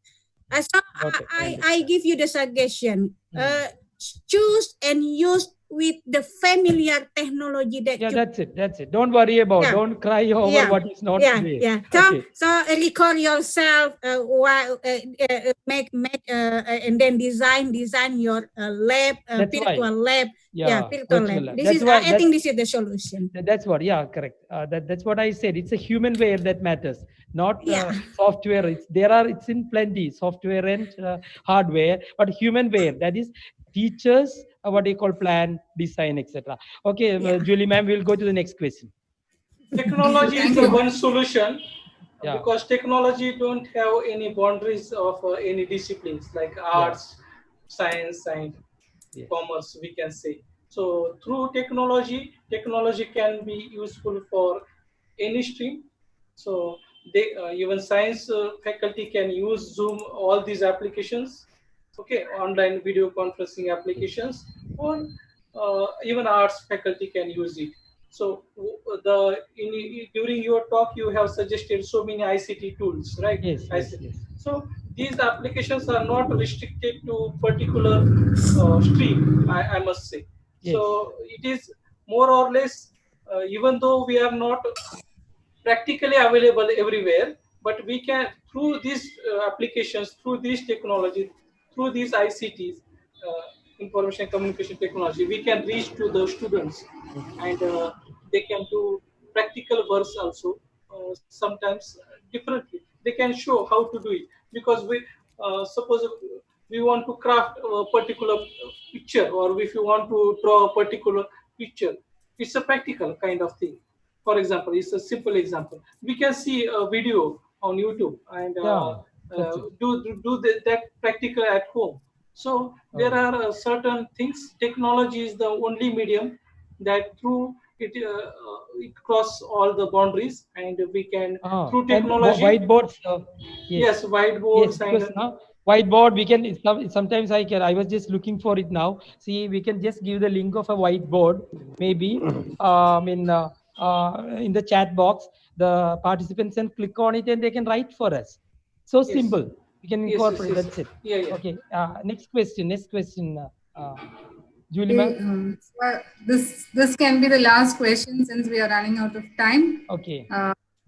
The question goes so: in this new normal situations, you give suggestions to motivate the students towards e-learning. Motivate, how motivation should be done. So to begin Yes. with, see, Yeah. there are a lot of things. That was what Mutmania ma'am was talking about, how we can motivate them, and the social and emotional learning side. That itself is a big area for research, social and emotional learning online, not in the classroom, Okay. online. Yeah, it's a big one. I think let Andy sir say first and then Mutmania next. Andy sir, it's your turn. Okay. Kindly unmute Oh, your mic, sir. Andy, uh, sir. Andy sir. and it's Okay, sir. Or Sir, shall I? your mic is mute. It's mute, sir. Unmute the Kind, mic. Andy, sir, it's a. Okay, let Mutmania, sir, Mutmania ma'am say whether okay, okay, can you hear okay, you? Okay. okay. Can we motivate a student? Hmm. I give you the formula, the last of my presentation. The Yes, yes. formula are feeling plus emotion and then equal motivation. Yeah. Before you motivate your student, no, ask her, ask them what they are feeling right now. They are feeling good, comfortable, Yes, afraid. yes. They're under pressure. They are Hmm. uncomfortable. They are happy. So many. Ask So many them. questions. Ask them, Yeah, right? ask them. Ah, Yeah, ask yesterday them. what we did. So it was very Ask. easy. Ah, you had a good haircut. You look awesome. Or Prakash sir, you look grand. So Yeah. naturally they get motivated. Then naturally when you individually address them before the class, I think at Uh, least 10 minutes should be given. In the new mode, maybe 5 to 6 minutes to address them individually. How many will be there in the class? Maximum of 40 or 30. Just address uh, them, and that itself will what do you call motivate. Mean they, that itself will give the hint that the teacher is interested in them, and they will be interested in teacher. And naturally motivation, as I said, it has to be self-directed learning. We need our students to get trained. I used to see my own son or daughter lying down and listening to the class. And I used to say, and most of the time the parents will be there at home. They can also guide them, but that may lead to some other issues because as we uh, are talking. But even then they can help them. So naturally the students will come to this mode. I'm 100% sure, because we people are worried about the attendance. See, even in the classroom we don't get attendance. But when they say that it is the need of the hour, when they want to learn, that's it. First of all, our students should yeah. have that What they motivation to need. learn. What they need. Yeah. Yeah, they What should they have need. the motivation Yeah. to learn. Yeah. Only they have the motivation. Again, I'm very sorry to repeat that higher education, see, till 10th or so, or 12th it's okay, but higher education is not everyone's cup of tea. Now that maybe the Indian situation, since many of us don't have nothing to do, they come. But when this type of learning comes, no, I'm not talking about the digital divide. People who don't have the gadgets, they are often not getting a chance to learn. Not like that. Only those who really want to learn will learn. Okay, yes, you others, are right, sir. yeah, Okay. that's what Yeah, But but motivation is not a magic. magic. Uh, Yeah, it does not come, as you said, in a cup of tea. Okay, okay, rather it is there in each and every one, and it should come from within. And yes, student, if unless and until they are eager to learn, we can't motivate to listen to them. We can't force them to listen to or to adopt with this technology. that's There it. should be Andy sir, eagerness to, yes, sir. yes, Thank you. Andy sir, you have something to say? Andy sir, you have something to say on this motivation? See, the question was how to motivate students online. Uh, That was the okay. question. Yeah. The first thing, based on my experience, is mhm. in the face-to-face, motivate the student, show the interesting material. So Okay. that's Yeah. why Yeah, as you did, that's why in the maybe with first. Mentimeter. See, it was very Select, interesting. select, Mentimeter, select the material. Mentimeter. In see, often we say we should Oh give yeah, an like anecdote, this. something of that. But here, a Mentimeter was wonderful. Your Yes, Mentimeter. yes. I think when Mentimeter, this is one of the gaining attention for the student before we are Oh, going to great, the great, classroom. great. This is Yes. gaining attention activity in our lesson plan. So you must create your design, your This is lesson plan. this is Yeah. some this Okay. is okay. This is the thing that always done in the before coming to Yeah. class. Okay. Uh, I got the information about the need analysis from the student. Hmm. We have to know the student needs and also everyone. The necessary what necessary in the learner use language, for example, in language, and then the lack what do the learner lack, and then in the one what do the learner wish on. This is the base, the base, and then all the information here we and probably it can motivate a student so Yeah. long our class or during our class. Yes. Need analysis. Yeah. That's This is by issue. okay. Mhm. Anything else, Julie, ma'am? Okay, thank you, Andy sir and Mutmania ma'am. Now, my question is to Virgis sir. Yes. The question Okay. in the present situation, the students are into e-learning through their mobile phones. Now, what Yeah. happened after lockdown? Since colleges are not allowing mobile phones in classrooms, so what will be the condition after lockdown? It will be just reversed. Without a mobile phone, I think students won't be admitted in the college because it's mobile. See, there is a area where it's called mobile learning or mall. As far as languages is concerned, mall is now the order of the day. Mall is mobile assisted language learning. You can do wonders because mobile is a gadget which can even laptop is not. We'll have to open the laptop. We'll have to click. See. In mobile everything is one click away. You have all types of apps on mobiles, and see, for example, a language lab as such can work on mobile. What is, I mean, because I've suggested for some. See, there are many apps where students can listen and Yeah. speak, record and listen to their own voice. No, I'm speaking of, and there are such apps. See, for example, history. One thing recently for the history, there are three-dimensional, what do you call, virtual, what do you call, apps, where if you want to see, for example, if Andy sir want to see Taj Mahal, it's enough that he download that app, and then as he walks through the different rooms of Taj Mahal. Okay, three-dimensional. Huh? Or I mean, so see, for every subject there are apps, and for physics, for example, a projectile motion. See, we can calculate empty. We cannot show the students. We calculate only. But if you create a graph, okay, maybe in Flash, and give different values, x and y, you can see different graphs appearing for the projectile motion. Okay, depending on the the velocity and things like that. And for chemistry it is there. So apps, the history app is really wonderful. Suppose you want to visit Taj Mahal, or you want to go to Khajuraho caves. See, it's enough you download that app and you start walking in your room, and as you walk you will enter into different what you call caves of Khajuraho. See, it's all possible now. Okay, so Julie ma'am, your question was what was your question? The classrooms after lockdown, what will After Yeah, happen? lockdown. lockdown. After After lockdown, COVID. it's going After to be COVID after 19. COVID. The post-COVID scenario will be Yeah. students will have to have smartphones with them always. Yeah. Okay, because we are going to give, as I said, we are going to give our classes online, and interaction. Flipped classrooms are going to come. Flipped classrooms. We'll be moving from brick to click universities. Our classroom, conventional classrooms will become flipped classrooms. We will be giving classes online. I even showed that taxonomy, Bloom's taxonomy, where we are doing very little in our in our actual classrooms. We don't give time for our children to think. We go on delivering our lessons from minute one to minute last. We deliver the lessons, and they become passive learners.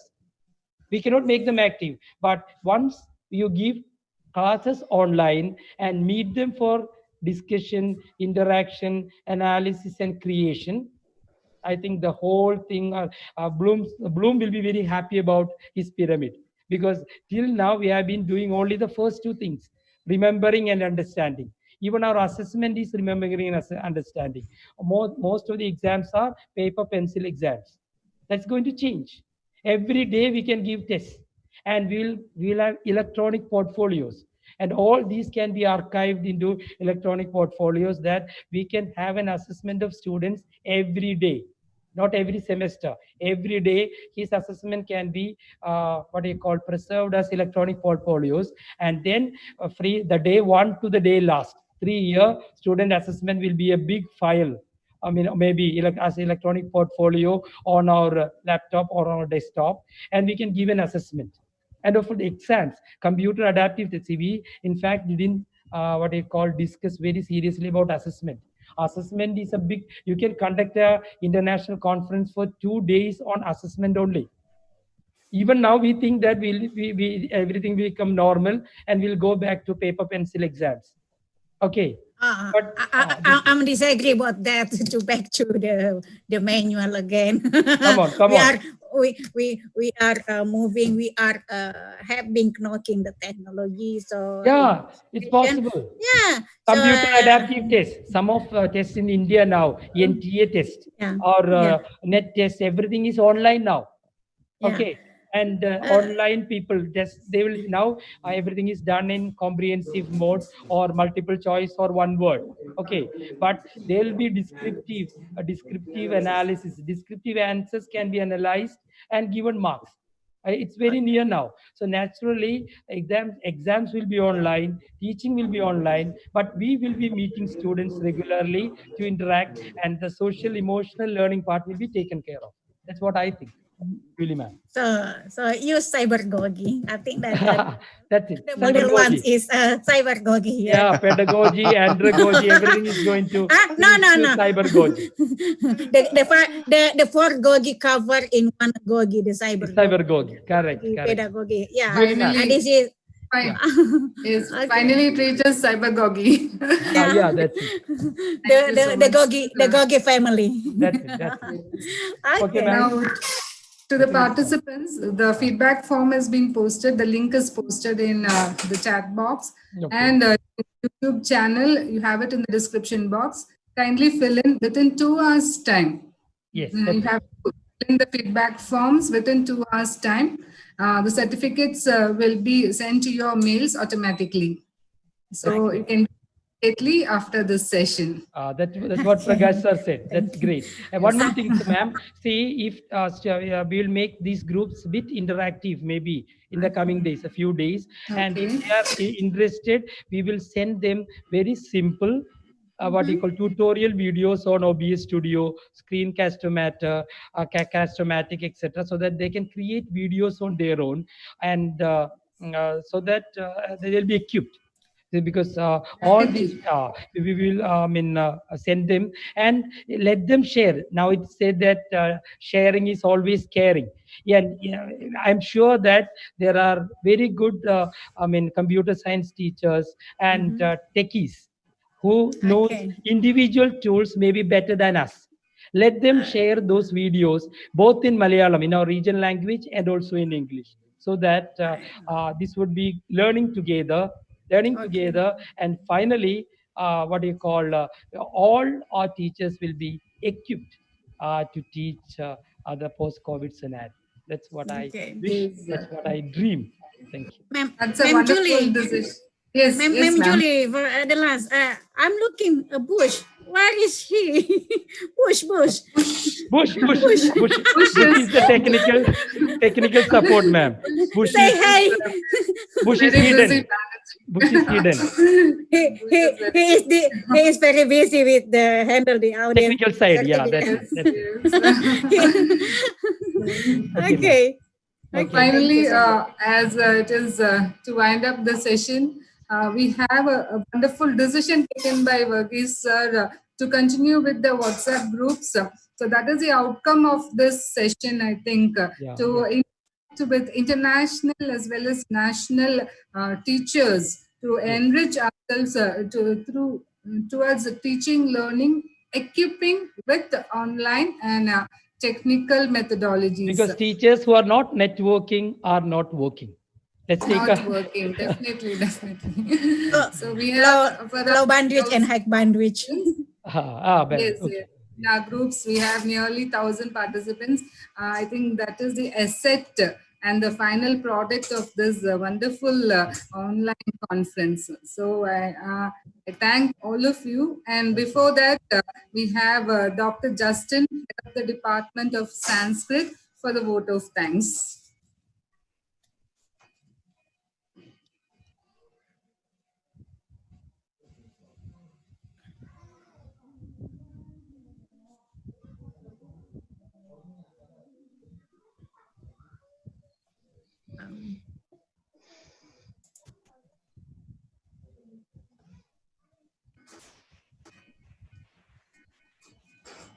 Yes, sir. Yes. Now we have reached the final moments of international conference. Okay. Famous scientist Albert Einstein once said, "I don't teach anyone. I just provide the environment where they can learn." Good afternoon to one and all. A reputation and great pride for Little Flower College, Guruvayoor, to host this international conference on digital learning. I was going through the chat box of YouTube link. Many of them have commented, yes, it's the need of the hour. Very happy to see the comments. I, with immense pleasure and gratitude, extend our sincere thanks to all the most efficient resource persons who have presented certain inevitable discussions of the day. Yeah. Really very informative, very fruitful session for the teaching community, because they are in the fast pace to acquire the various innovative skills to reach out to the students in a very effective manner. I thank all the masterminds who have contributed for the success of this conference. I honestly thank two eminent personalities who have joined with us today from Indonesia, Dr. Andy Asifan and Dr. Mutmaina. Dr. Andy Asifan was going through the blended learning and Dr. Mutmaina was going through the cybergogi. Thank you very much for sharing your valuable information, which had to be on from the digital scenario. Thank you, sir. Thank you, ma'am. Now, my sincere words of gratitude go to Dr. Prashant Surash Rao Mote, who has joined us from Maharashtra, who was introducing some technological tools, which has to be introduced now at the need of this hour. Thank you very much, sir, for your informative session. Thank you, sir. Thank you. Our sincere and special thanks to Dr. Kj Virgis. He is very familiar to us. He's from Christ College, Iringalikuda, Kerala. He's a research supervisor and associate professor for being the power booster of this conference. Thank you very much, sir, on behalf of Little Flower College. Our sincere thanks to you. Thank you. Thank you. Thank you. Our management, our principal, Reverend Sister Dr. Jisma Teres, for the keen support extended for the success of this conference. I also thank all the principals and the faculty members under the Paramount scheme and all the participants from various institutions around the globe. Thank you very much. A word of gratitude to UGC and NAC for the Paramount scheme. Earnest gratefulness to all my colleagues of our institution, Little Flower College, for their great support. Thank you, dear friends. Let me thank Dr. Julie Dominic, head of the English department, also the coordinator of Paramount scheme. She's one who has taken pain and the initiative to organize this wonderful international conference. Thank you very much, ma'am, for your strenuous effort. I must thank the technical supporting team, as Dr. Mutmaina ma'am was telling, Bush Andys and his team members for the unlimited technical support which they have provided. Thank you, Mr. Bush and members. Wow, that's I great. express my gratification to all the steering committee members. If I don't say that, my work will not be complete, because the Paramarsh team members for their great support behind the screen. Thank you very much, professors. At last, we thank God Almighty for making this conference a success. Thank you all. Stay home, stay safe. May God bless you all. Have a Amen. nice day. Thank you. Thank Thank you. you. Thank Thank you. you. Bye bye. Amen. Thank you. Thank Amen. you. Thank Bye-bye. you. Julie, Bye ma'am. bye. Thank you. Thank Bye-bye. you. Few more instructions. The feedback link we have shared in the chat box. Also in the YouTube channel description box, feedback link is there.